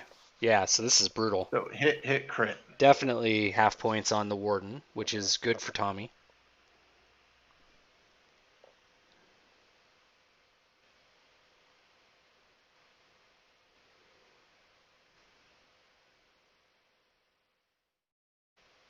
And we got a damage engine. That's not what the K-Wing wants. Not what the K-Wing wants. No, not at all. That's going to really hamper his ability to slam. His dial looks a lot like a Lambda's now. Most ships' dials look like a Lambda's once you get that damaged engine, though. Yeah.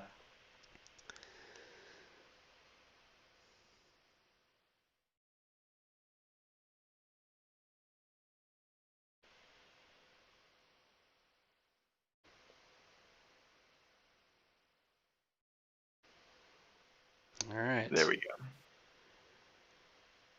Now, I guess the good thing for Tommy is he didn't have to make any hard decisions with the Inquisitor's focus, so he's got it on defense. Yeah, he's got a token for both shots. So do you focus fire on the Inquisitor? Yeah. Yeah, I think you have to, right? Hope that you can maybe strip. At this point, you need to get ships off the table. Yeah. Though the Sigma is worth a lot more. Oof. Well, we don't know what he fired at. Yeah. Apparently it was a Sigma. Apparently it was a Sigma, and the Sigma laughs lava. Again. Good lord. Hot lava. Like I said, everybody, the secret to winning X-Wing is what? Just roll natties. Wow. Okay.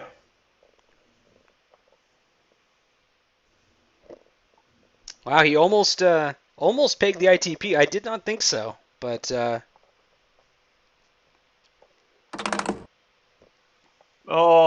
that's a tough roll. Wish you still had your focus. Yep. All right, we're back to dials, and I think at this point, Tommy.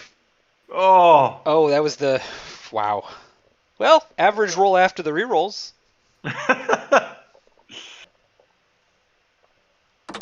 And Tommy just barely gets out of it, being able to spend the focus. Wow. He's gonna spend the force for the lol. And of course the Warden Squadron target lock evaporates. All right, so Tommy's got a pretty sizable lead now, though that SSA is not cloaked. Oh, the SSA just either 3 banks to the right or 4 straights. I'd probably go 4 straight with it. But don't you Yeah, just go straight into Nora that way? Yeah. Yeah, but here's the thing is Nora's not going to be able to get to range 1 of you on that turn, and I don't really see any other way you contribute to this fight. Well, so maybe here's a 3K. Here's what Darryl going to do at this point. So the Warden Squadron is going to 3 forward, 3 bank, and get the F out. Not 3 forward, rotate. Why? Why take a chance that Tommy pursues you? You just get out. Get out to where you can go. Well, you're never fixing that damage engine, so I wouldn't. I would just get out and hope that you draw somebody of Tommy's off. Tommy's not in a really good position to be able to do anything to the Gold Squadron, except for maybe with the ITP.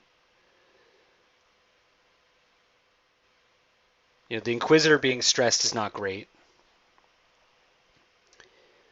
So maybe you do the fastest bank with the Inquisitor to follow the Warden Squadron, because he's not going to too hard, right? Oh, he did flip the... There you go. So he didn't have to... Remember, he's got Agile Gunner, so he did turn the turret. Okay. So yeah, he could just 3 straight focus. He could. I don't think I would take that chance just because I think the Inquisitor could kill him, but... I don't think the Inquisitor could kill you. You've got 3 hull and he's got 3 dice and you've got 1. Yes, the Inquisitor can kill you. If you get to range 1. If you 3 forward and 3 forward alone, and the Inquisitor 3 banks, that's not... Inquisitor is either going to 3 straight or 1 bank. And the 3 straight is blocked by the SSA, so the Inquisitor is 1 banking guaranteed.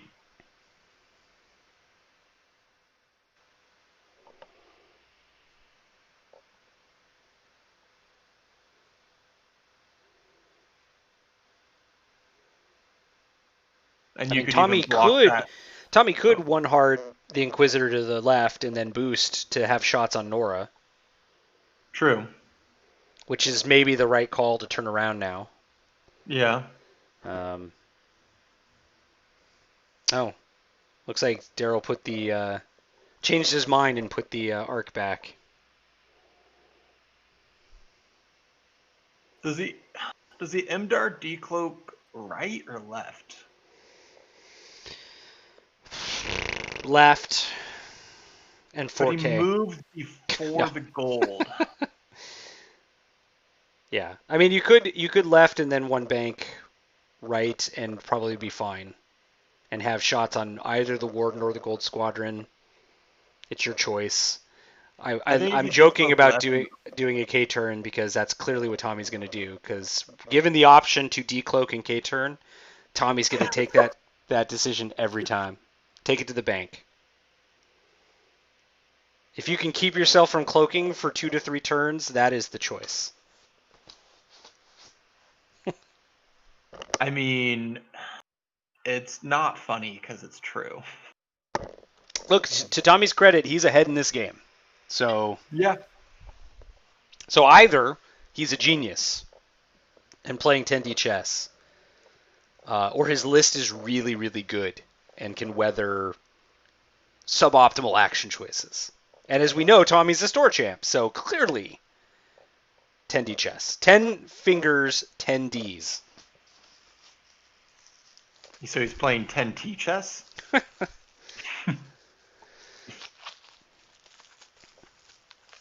So if you're Darryl, let's maybe turn to that side of things. If you're Darryl, is there a way to get back in this game? Yes. Darryl's win condition is to kill 2 of Tommy's ships. So how do you do that?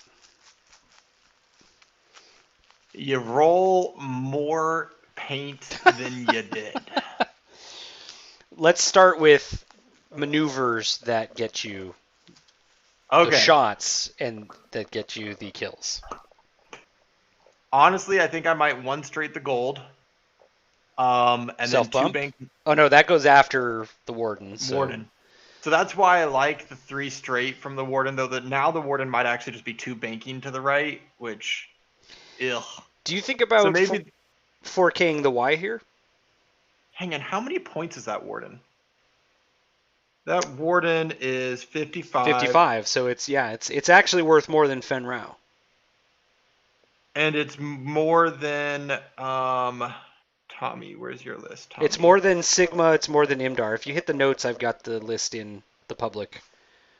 So, actually, if he 3 straights, 3 banks away, so if he slams away and preserves half points on the Warden, The Warden's already below half points. but if he preserves half Yeah, points, preserves, right. Which is what I think he has to do. then it means that he only has to kill half of what Tommy has on the table. And he has to not take half points on the Gold Squadron. No, that's assuming the Gold Squadron dies. Okay. So if the Gold Squadron stays alive, it neutralizes the Inquisitor. So the Inquisitor is there a bid at all? Nobody has a bid. Yeah. So the Inquisitor needs to have the same fate as the Y-Wing. And Nora has to kill a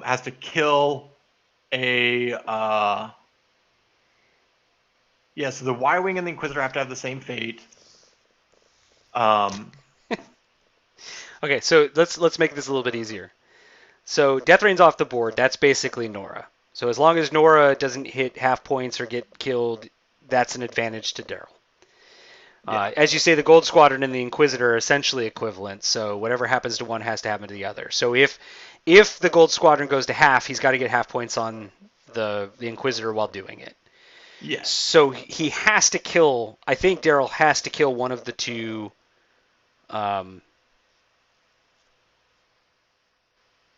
All right. Now tell me Phantoms. that Y-Wing 1 banked. I think it's going to 4K. No, because the Inquisitor is 1 banking to the right. Yep. There it is.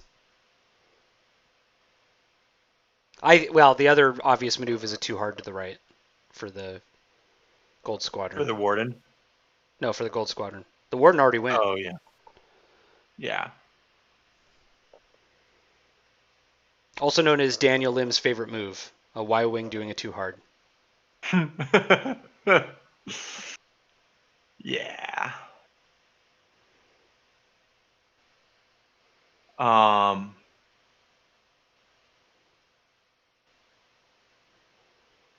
And I think... Okay. Okay. I mean, he is at range 1 of that Warden.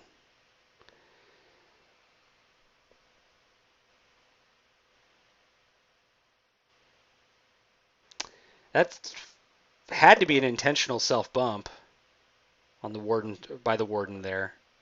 Yeah. So he must have... Yeah, it was a 1 straight, so it was intentional. Yeah. So the gold... Oof. Oh, I love it. Why? Because he has the rear arc shot now. So the 1 bank was going to be a little hard to get a shot on the Inquisitor, but now he's got... Oh, Tommy 4K.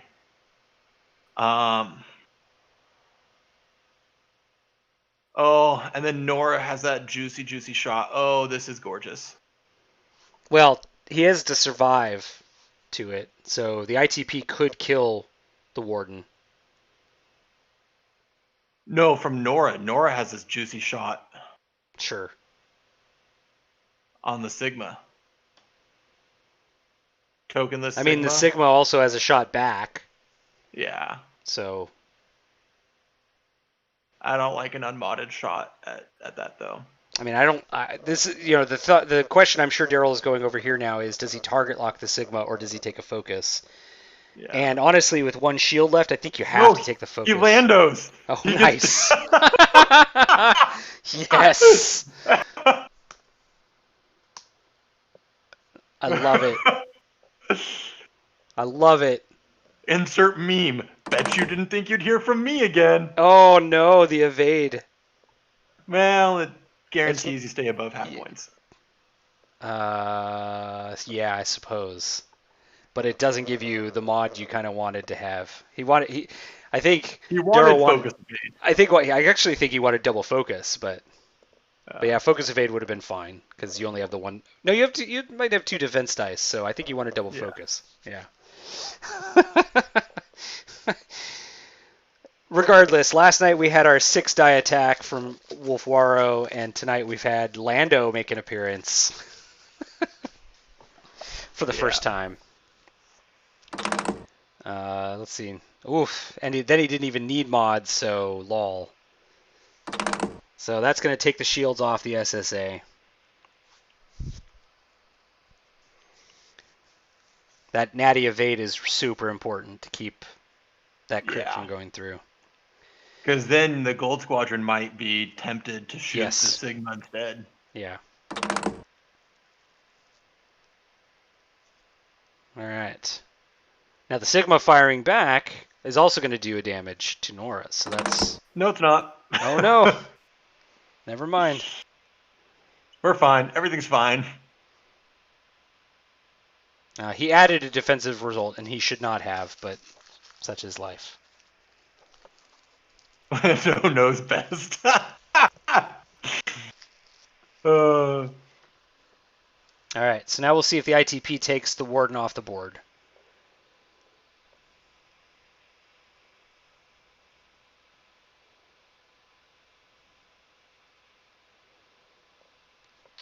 Range 3 shots on both of them.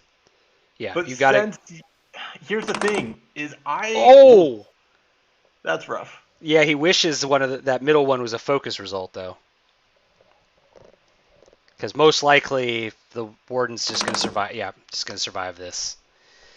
So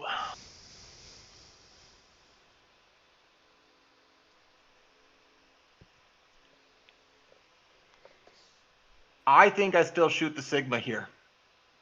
Oh, that's a fortuitous draw. Wait. It means if he had Why is... Oh, yeah. if he had not rolled the evade, he'd be dead. Yep. Well, Daniel's sitting there hitting that evade button for him, so it's fine. Betrayal. So the Sigma, I still shoot the Sigma here. The Inquisitor has a force and an evade token, and nobody shot the Y-Wing. Yeah, I agree. You have a far better chance of doing half points on the Sigma than you do on the Inquisitor. Yep. Yeah, I definitely agree. Follow up with the 3 dice with the focus. I mean, an average roll gets you 2 hits. And you won't kill it unless you really natty out here, but you'll get half points. You'll get half points. The start you need. Yep. Now, of course, unfortunately for Darryl, in getting this position, he is also going to go over a rock next turn, no matter what he does. And the hard part there is that you give up your rotate, which you desperately needed. So you 4K. Yeah. It's fine. So yeah, Tommy's... Actually, no, I think I still too hard to the right because I think that Sigma might fly into your front arc. Yep. Good call there, yep, Darryl. That's right. The SSA can't keep rolling natty evades forever. But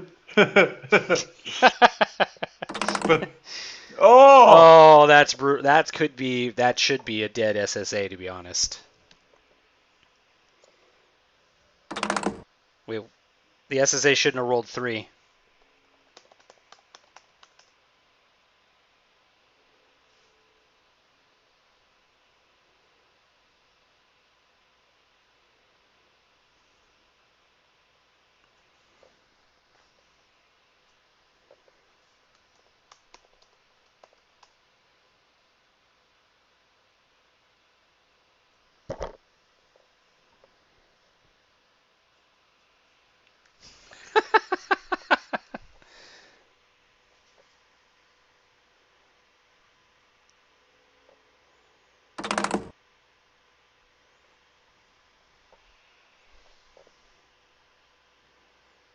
All right, that is a dead SSA. So from full health to 51 points to Darryl in one Now, bad K Tommy, turn what is the attempt. lesson here? Yeah. Stop 4King phantoms. Yeah. Well. When you don't rewatch this because you don't care, stop 4King Yeah. phantoms. All right, so that's a big jump back into this on an unforced error in Darryl's favor Because here. Darryl is now up. Yep, Darryl is up. And honestly, even killing the warden doesn't necessarily claw back the points you need. Killing the warden actually, no, it does not. Yeah. I now too hard that Y-wing down. Yeah, the Inquisitor just laughs off that range 1 attack. Yeah. So, all right. So, yeah, let's talk about what Tommy has to do now. He's got to keep spacing on Nora to actually get some damage into it and not lose half points on the ITP. Yeah. Nora just 3 banks here. I think I too hard down with the gold and I I'm 3 not bank with Nora. sure I would risk a 3 bank because the Why ITP not? can decloak to the left and candy cane, and I'm not sure I'd have arc. I guess. I think I would just do a 2 or 3 straight because Or a 1 bank right? no, I would just because again I'm not sure I'd have arc. Now Tommy's probably going to decloak to the right in K turn because I mean I shouldn't laugh, but I am. yeah. Anyway, I guess I'd say if I'm Tommy and I need to get half points on Nora, and honestly I need to get Nora off the board and just let the Warden Squadron go, talk to the fish or whatever. I'm not quite sure what I do with the Inquisitor. Inquisitor kills the warden. Yeah. So if Inquisitor kills the warden and the ITP gets half points on the gold, the real you're problem, back in front. The real problem is that the warden can basically go into Wherever. the spot that the Inquisitor wants to be to do that kill. Yeah. Right. So I think the Warden Squadron just one banks in front of the Inquisitor. Right, which I think the Inquisitor might consider a 4K here.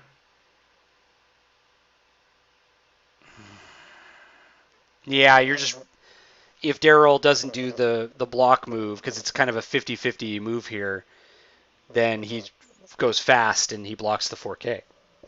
Yeah, and if he blocks your 4K, then that's fine because then you just 1 hard or 1 straight after him the next turn. Yeah, you're kind of praying. Actually, honestly, you know what I do with the Inquisitor?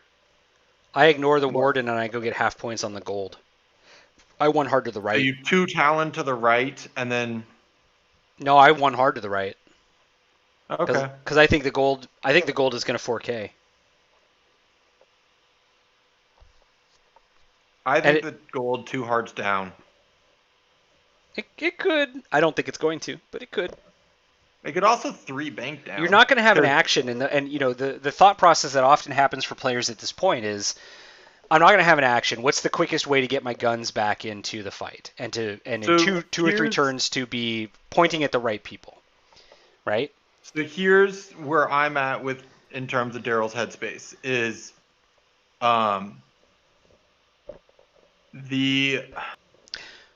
I don't like my re-engage options off the K turn because I don't think that gets you far enough away from the rock to have a good maneuver back in. Right. And then you're up in points. Right. So 3 bank. So you want to start moving away from Tommy, right, to give him the worst shot possible. So don't too hard. 3 bank. 3 bank down. Yeah, 3 bank down. If that's Darryl's headspace, you've got your arc pointed back. So if the Inquisitor pursues you, you're still being able to take pot shots. Yep. You're not going to have an action no matter what, right? So you want to get spacing. So the 3 bank's probably the right move. Nora probably wants to go real fast because Nora wants to be at range 1 of the ITP. So I would bet you. I think the ITP decloaks down. I think you're wrong for thinking I don't think it can fit down. I think it hits the Y-wing. No, not straight down towards Nora. To what end? It either I mean, is it just to make sure you're it's only taking butt shots? it's because Nora's has a really hard time getting an arc on you from that position. So do you candy cane from there? Probably. I mean, I think we know. Again, we know that if Tommy does decloak down, he's 4King True. or 3King. So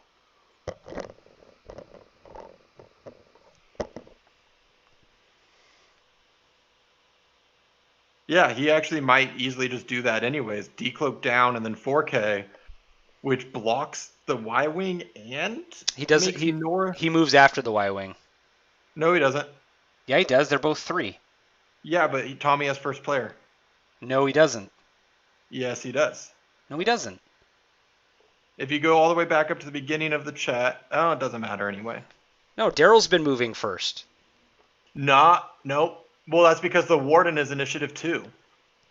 I'm pretty sure Darryl's been moving his whole list before. Well, we'll see shortly. Anyway. So, yeah, there's a 3 bank to potentially block the 4K.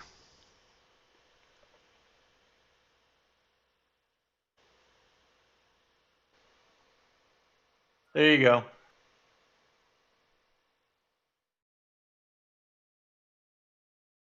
All right.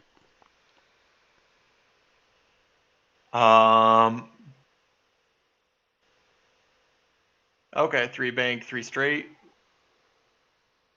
Cool.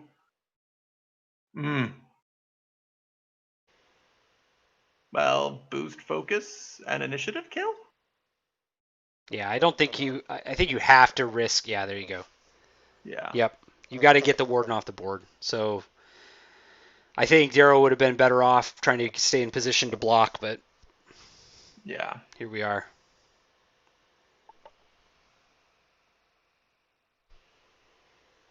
Wow. He's really committing to kill the Warden, which is a thing you I don't could know do. if Tommy realizes points. Yeah, that might be it.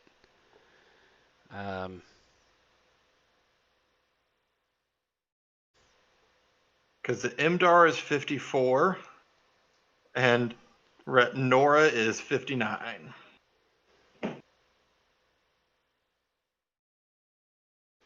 Well, I mean, if he can, yeah. I mean, if he can preserve points and get the Warden off the board, he He'll just have has to. 2 turns to get He has to half hammered. Nora and not lose. Something. Well, no, he's. Oh my god! That did not hit the rock, apparently. How did that not hit the rock?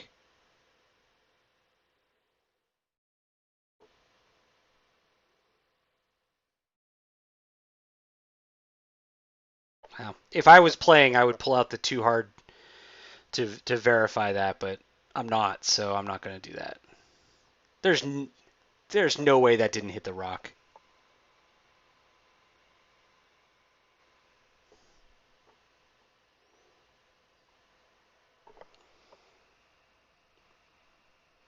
I would have pressed C to see the template. Well, I don't think C works unless you're prompted to use C. No, it does anytime.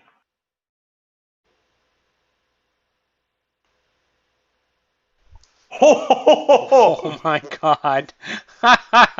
Oh, you took it away. I was going to say enhance. Well, wow. Oh, man. All right. I screenshotted it. We're Yeah, good. that's balls. So yeah, he barrel rolls to try to get a shot on the ITP. I don't think he gets range 2 that way anyway. Wow. Again, I'm not sure Darryl knows what the points are either because you don't need to do that. You're ahead. You're even ahead when the Warden dies.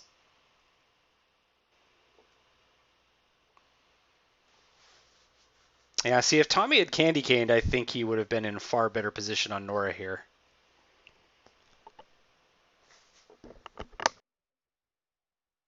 No, because Nora can barrel roll into range 1 of you at that point if you candy caned.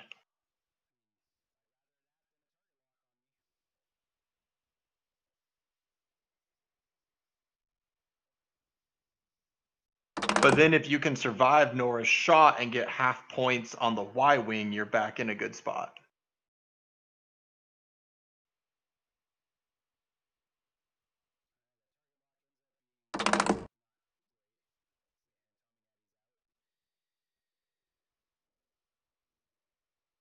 You're putting a lot of trust into this Phantom next turn. Because it has to candy cane next turn.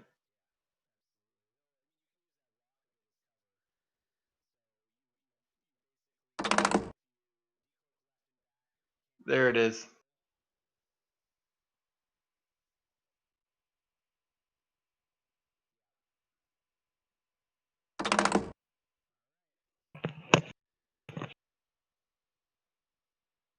All right.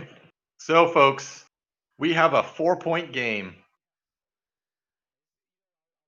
with turn 11 and turn 12 to go. Yeah, I'll tell you what, this game is definitely delivered.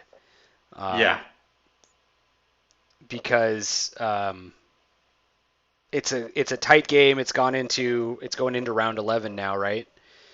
And it could go either way because Nora could give up these points. He's not going to get support from the Y wing, which tried to barrel roll into arc, because that Y wing's going to have to get the F out to clear stress, or not get the F out, but it's going to have to move away. It's not going to close the distance. So,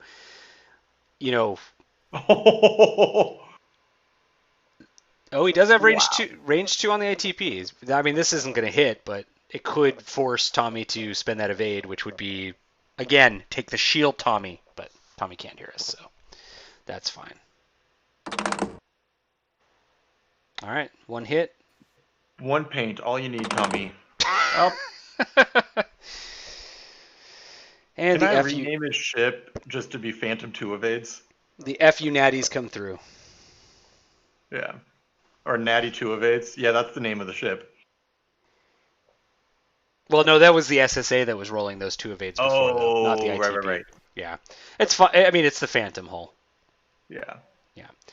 Okay. So Tommy's down 4 points? Yep. Okay. So he's got to get half points on Nora this turn. Nora can't really stop from being an arc of the ITP. Nora just three straights? Yeah, Nora just 3 straights. Yeah. So if I'm Tommy, I with the ITP, I think here I decloak left, back. I will one hard, and then depending on what Nora's arc looks like, it would be, I think about potentially like barrel rolling out of its arc, out of what a 3/4 would do. I mean, Darryl can't really bank towards that rock because it's going to put him in a shit position, going forward. Now the Inquisitor isn't going to be of much use this turn either, though he could Inquisitor one banks to the right. Well, I wonder if he one hards left and then boosts so he can come around to support the ITP in the last turn. Good point. And if he could even one hard left, boost focus, and still be able to one hard towards Nora next turn. Yeah.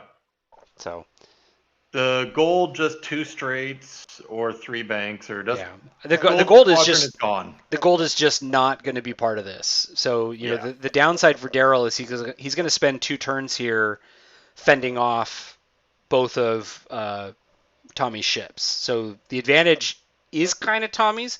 And honestly, I think you're right. I think the 3 forward is the right call because next turn you want to be at range 1 of Tommy's ships. Correct. And only 1. You want to be at range 1 of 1. But you actually want to be bumping 1 and range 2 of the other. Yeah. So if Tommy can do, what does he got to do? Let's see. 2 damage to get to half points? No, 3 damage to get to half points, right? Without losing points on either of these ships. So maybe 1 hard evade with the Inquisitor. Don't boost. I mean, Because you can still hard turn back into the fight the next turn. right. Yeah, maybe to allow you to go a little And you have faster. to preserve damage. Yeah, that could be the right call too.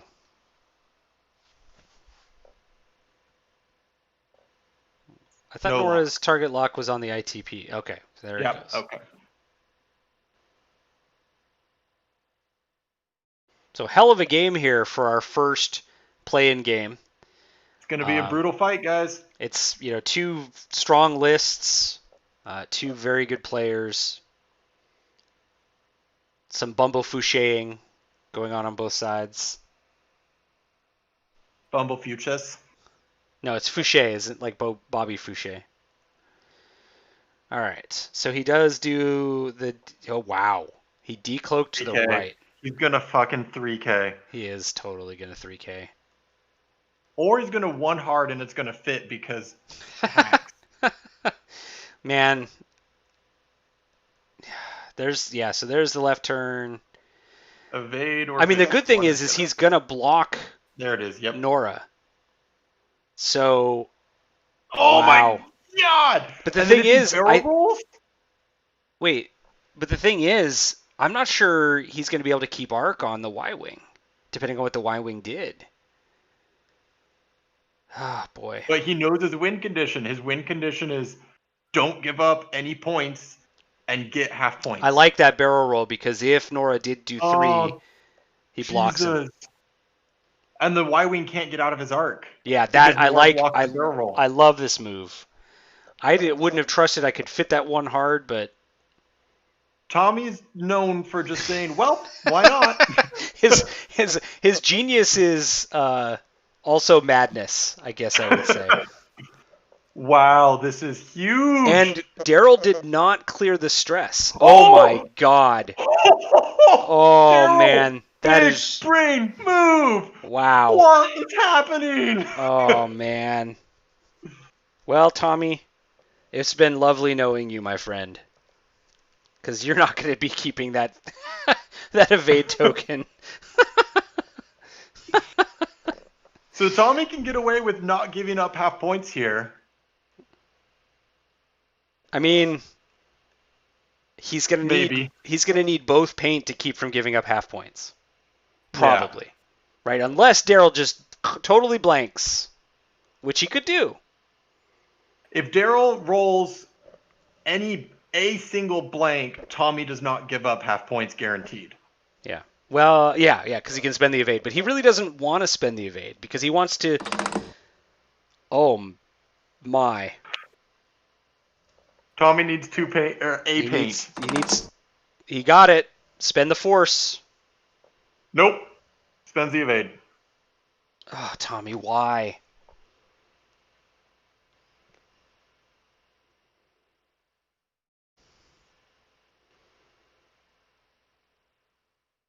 Because doing half points. He can 3-bank to the left and cloak next turn and pray to the dice gods, assuming he gets half points on the Y-wing, which he won't.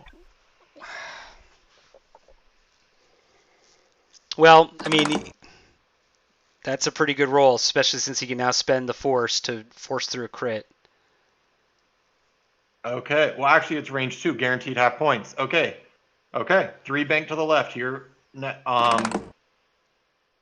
those natty evades have been something.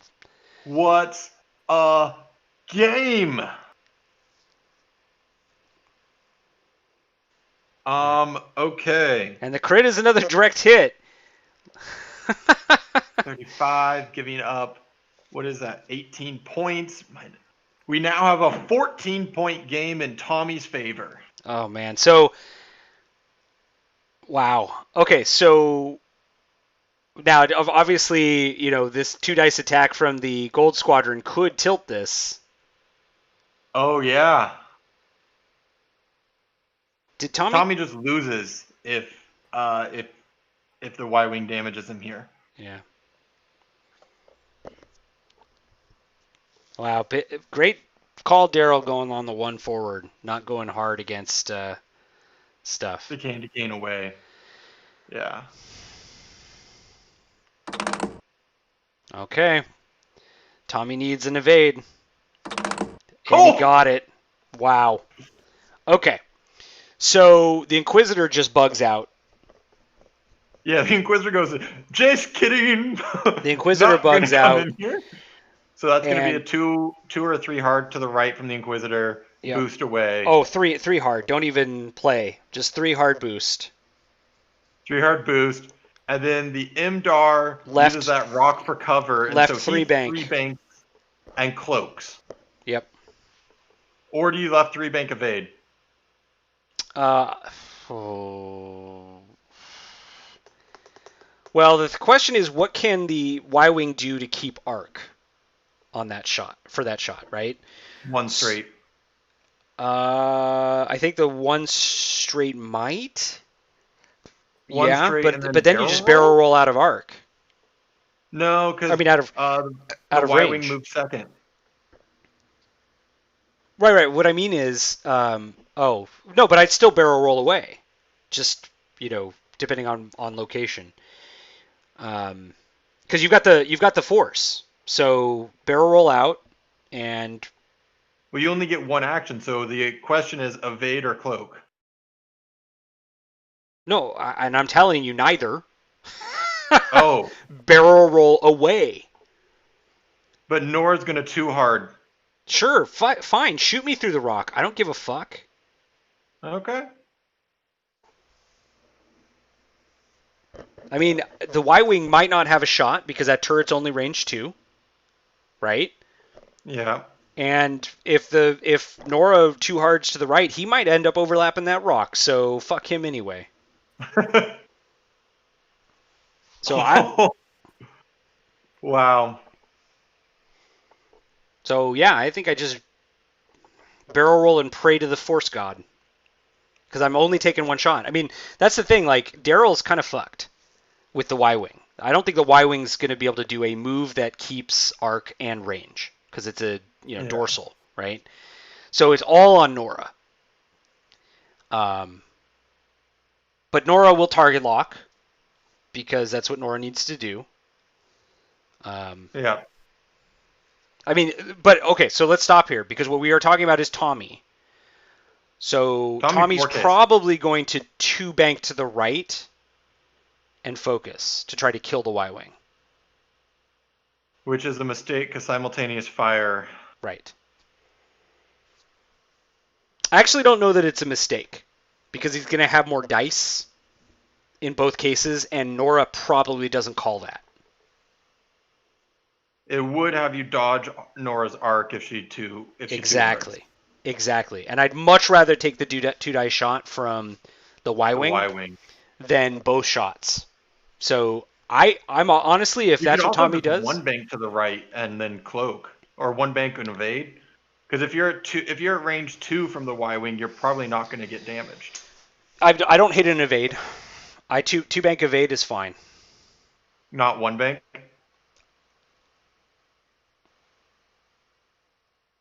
What if Nora 1 forwards? Yeah. So no. 2 bank. I'm not afraid of the Y-wing. So I want to get space with Nora from Nora and put some dice on. The other thing is, if you kill the Y-wing, it's okay to give up half points. Yeah. I mean, that would be a long shot, but of course you've got Fifth Brother to help you manage that. Yeah. So the 2 bank focus actually is sounding more and more better to me. I mean, I think I like the evade too, but I think the focus gives you a better shot of actually killing the Y-wing. Nope. Okay, so Tommy went with the 3 bank. That's fine too, as we talked about, and he's going to cloak. Okay, rewind all of our theory crafting, everybody, and go with our original idea. And there's the right 3 turn, which we also called originally. These were our gut moves. I mean, I still think I would have. I mean, looking at the barrel roll to the right, I probably wouldn't have risked it actually now, given where we are. Yeah. But also, I would have gotten out of that shot from the Y-wing with a barrel roll if it did fit. So here comes a 2 hard, I'm sure, from Nora, which is going to put it all in Tommy's dice.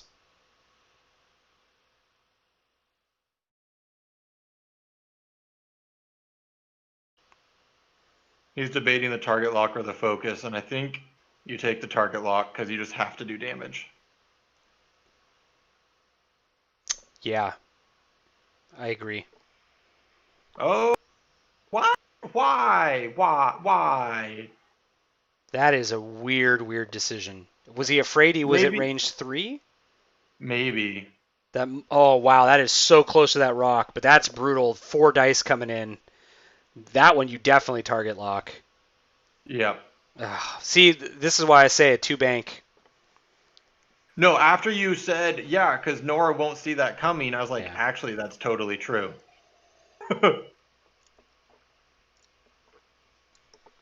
That's a range 1 4 die shot. Oh, plus a follow up 2 die shot. And you don't have any cushion from your shields. Yeah. I was a little worried. This is why I changed my mind away from the 3 bank towards the rock. I was a little worried that I wouldn't get far enough to actually barrel roll past the rock. Yeah. Oh boy. Tommy, you led a valiant effort. The 4 straight also could have had some options for the Imdar. 4 straight, then barrel roll to the right. Oh, wow. That's okay. Well, that's it. Unless Tommy Natty's out of this. And he doesn't. Damn. Crit. Yeah.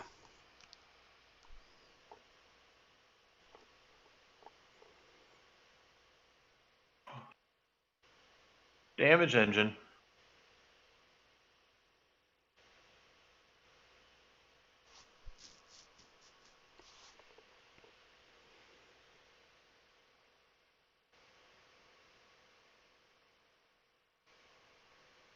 And it's back to being a 13-point game for Darryl.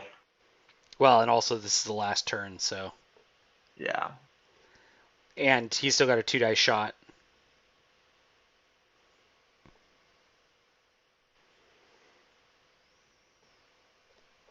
It's not going to kill him.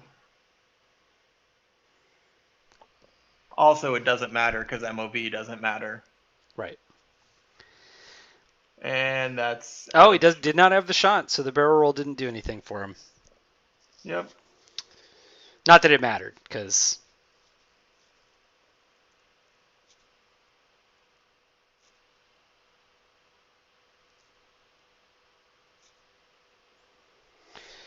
All right, so that is it. So Darryl will advance into the top 8. He'll take the 8th seed once we start the championship top 8. Tommy will drop into the draft lottery with a record of 0-1, which will, mean that he will not be able to get the first pick in the draft, but if he wins some games, he will be able to move his way up a bit. So let's jump into the room with our players. Why, hello there. Hi, guys. Hi. That was a crazy ending. That was a crazy game. Down to the wire. Yeah, down to the wire. There were a lot of places in that game where it could have gone either direction. Hell of a game to get to stream since it was so back and forth. Tommy, you pulled in a late lead there. This last turn, we were really talking about like what moves each of you were going to do. And initially, Tommy, we pegged that you would probably 3 bank the Phantom and 3 hard the Inquisitor and try to run. But then we realized, well, duh, of course that's what you're going to do. And so Darryl would call it. And Darryl, you did call it with the 2 hard on Nora. So Rick and I, as we worked our way through it, we were like, oh, you 2 bank the ITP towards the Y-Wing and then just focus. Nora will never expect that, and even if Nora does, you're only taking 2 dice from Nora. You're taking maybe 2 or 3 dice from the Y-Wing, maybe. But then you did the 3 bank. I thought he was going to hit the rock. I wondered if he might hit the rock too, and I just looked at that as a bonus if he did. Yeah. You gotta recognize the rule. Medium bases always fit. Yeah. This is actually a rule that Vince and Rick have come up with as we've been streaming games. That was a hell of a game. I think both of you had some really brain genius moves, and then sometimes there were ones where I think we're like, oh wow, that we didn't see that coming. So let's kind of Nicely rewind put. back to the beginning. And Tommy, you split up your phantoms probably because you'd been kind of decloak blocking each other in your previous matches, Yes. and then kind of led the Warden Squadron pilot on a wild goose chase for a while and ended up in a joust. So let's start with you, Tommy. What were you trying to get out of your initial engagement? What was your sort of plan going to the game? And then Darryl, I'll go to you with the same question. Tommy, Okay. go. Well, I was waiting to see where the K-Wing and Nora were going to go.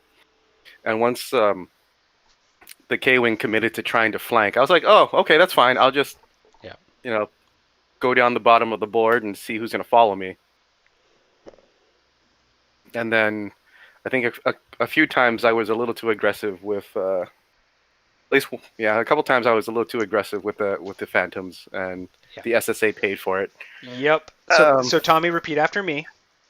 I will No. not K-turn phantoms. No, I will not K-turn phantoms. I will K-turn Phantoms. It worked fine.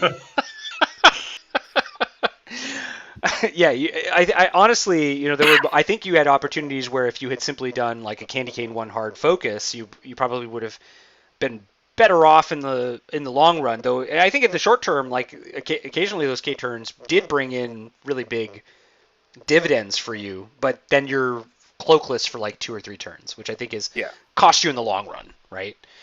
Yeah, and I mean I think the 2 turns that cost me were when I didn't do a bank boost around the rock to get the WSP into 4 shots. Yeah. But I wasn't sure if it was going to fit, and I decided to play conservatively. Yeah. And that's probably where that got me.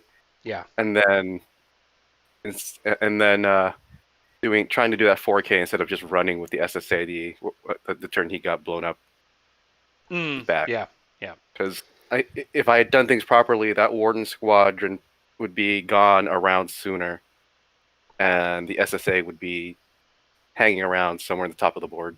Yeah. Yeah.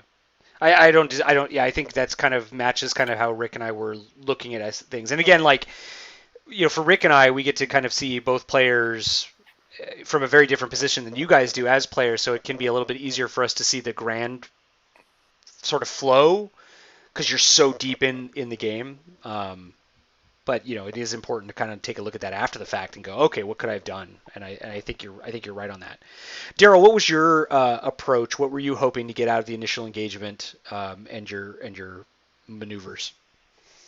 Well, first of all, turn 0, I've lost Warden 2 of my other 3 games. And I lost it a little early. Even though I won 2 of those games, I lost one. Like I said, I won 1 and I lost 1 when I lost Warden early. Mm-hmm. So this game, I purposefully wanted to double move him to kind of get him out front. And that's why you saw me do that double move that kind of pointed him to the north part of the board. Mm-hmm. And then when his guys did their turns to the baseline, the 2 ships that were in the upper corner, and they turned, I knew I'd be behind them. So I figured the safest place for Warden to be is following ships. So that's why I turned him that way. And then I planned my next turn would be a double move to go around the big rock in the upper corner and then start coming down. And I was hoping, and it worked out, that by the time my other 3 ships, either, depending on where his ships were, either kept going through the rocks or, as I did, turn to the right and go down as they did, straight down. By the time they took their time doing 1s and 2s coming down, by that time Warden would just keep slamming until he caught up at the bottom where the fight would be. Yeah, yeah. And eventually he did his 2 turns to the right between the debris and the big rock, which was where I wanted him. I was actually planning on him being there and meeting the fight, coming up that alley, and hopefully getting some barrage rockets off with bullseyes. And he never got the bullseye, but it was okay. Yeah. Yeah, I mean, that's the great thing about barrage rockets is if you get the bullseye, that's fantastic. But honestly, just suppressing dice at range 3 is, super awesome, right, for that. And then, the turn that, I think almost took Death Rain off the board, like, Tommy removed the obstruction that would have given him an extra time defense from those barrage rockets too, which was hilarious. Rick and I were both kind of like, oh, this is going to be great because he's going to get damage on Nora, but 3v1. but also he's going to remove the thing that defended him there. Right. Yeah, so it was very back and forth. It felt like Tommy caught you by surprise in some of his positions at places, and that blocked, for example, Nora's K turn early on. He blocked me good. Yeah, so a question for you, Tommy. Was that an intentional self-bump to stay in a place that would block the 4K, or was that you thought the Y-Wing would be somewhere else? That was with... So this was pretty early on when you guys were. I'll draw on the board. Yeah, you guys were down here. I think Death Rain.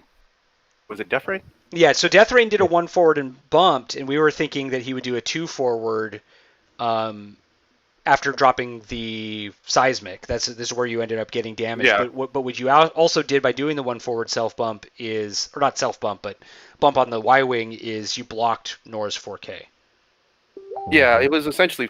I was just essentially planning to gum up that entire section. If the Y-wing wasn't going to be there, then great. If it was, then he already got the lock from dropping the bomb. Or was that the turn before? I don't remember. But yeah, he was just there to take up space. Gotcha. I remember when we got that actions crit on you. I knew that would kind of throw out your free action into only getting a focus if you weren't stressed. So yeah, it was kind of crazy that first crit, took out your action ability. Yeah. Mm-hmm. Which you then were able to fix with the bomb drop, which was hilarious after the self bump. Because you were stressed going into that turn, and that's why we kind of thought you'd do a 2 forward after dropping the bomb. Try to clear that crit, you self-bumped, you took the damage from the rock exploding, but then next turn you were like, well, I'm going to drop a bomb and fix this, LOL, and I think you 2-hearted there, and then we're down to 1 hull, so there wasn't much you could do. Did the boost and was still an arc of the... Yeah, that was the boost I thought you would do, too. I think you did exactly what we thought you would do, and I think we were all like, oh, you didn't get out of arc. Well, bye-bye, Death Rain. Yeah. It was a 3-bank boost, and maybe nope. I guess what I'll ask. Jesus Christ, Darryl, you rolled 16 crits. He rolled a lot of crits. Yeah, you rolled some good crits too. But hey, I tell you, after Death Rain was gone, it took forever to damage his 3 ships. They were full health for like all the mid game. I couldn't touch any of those 3 ships. Yeah. It took a long time before I damaged any of them. Well, that ion bomb on Nora was what we thought was going to be the turning point, because it did allow Tommy the opportunity to turn in on the Warden, and you didn't take the chance that you would miss that boost, so you didn't get arc on the Warden squadron with the Inquisitor. You didn't have arc and range on Nora, and yet the next turn you turned in and you had a really great opportunity to turn the Warden squadron into dust. Yeah. And then the SSA was like blank hit blank. Yeah. Which happens. I recall that. That is true. And what was worse was Inquisitor rolled blank hit blank. Yeah. So I mean the ITP made up for it, but there's definitely at least 1 or 2 more damage that should have gone through, and it would have taken Warden out of the game, and I wouldn't have to worry about all those close range shots he would have been able to take the next 2 or 3 turns. But then the next turn you were able to initiative kill the Warden, and things were still any player's game. So I think when we that turn I probably should have went after the Y-wing, so that the ITP was in better position, but yeah. Well, I expected you rather than going after the Warden with both your ships, I thought you would candy cane to put that rock between you and Nora and the ITP. But as we found out, you don't candy cane. You just don't do it. No. It's just it just doesn't exist. So, do you guys have any kind of last thoughts? I know it's after midnight. It's a Sunday night. So, any last thoughts you guys had on this game? Tommy gave me a run for it. I saw he had me, and I was like, oh my goodness, I'm up by 5, and then oh no, he got half of the gold, and then the gold tried that shot back, and he evaded. He had no mods. And Oh he got the man, evade. So yeah, the one double crit and evades that Tommy had on Phantoms a couple times really kept him in the game too. I'm still Yeah, cloaked. Yeah. Tommy, your It was a last fun thoughts. Um, uh, Eventually, I'll learn how to fly Phantoms. Maybe before this tournament is over, but we'll see. Well, now you have the chance to improve your draft choice. You won't have the opportunity, I think, to get to the top of the table, but next time you can pick Phantoms 3rd or 4th. If you run the table going from here. Phantom lists. So Darryl, you're into the top 8. Congratulations. And Yeah, it was tough. Thanks for the game, Tommy. and you will be facing David Stewart when we start the top 8. All right. Yeah. I checked in with him, as a matter of fact. So yeah, he's going to be out of town Tuesday for the next 8 days. So he said he actually was looking forward to playing one of us, or whoever won the game. Yeah. Either before or after he leaves. So yeah. All right. Yeah, I think we could have you guys play tomorrow if you want to. He mentioned. Yeah, go ahead. Yeah, I mean, I was just gonna say if it's 8 days, it's fine too. I mean, it's gonna take a while for the other group to get through their first round anyway, so it's fine. Mm-hmm. Also, I'd like to stop playing Rebel lists. Yeah, you face a lot of beef.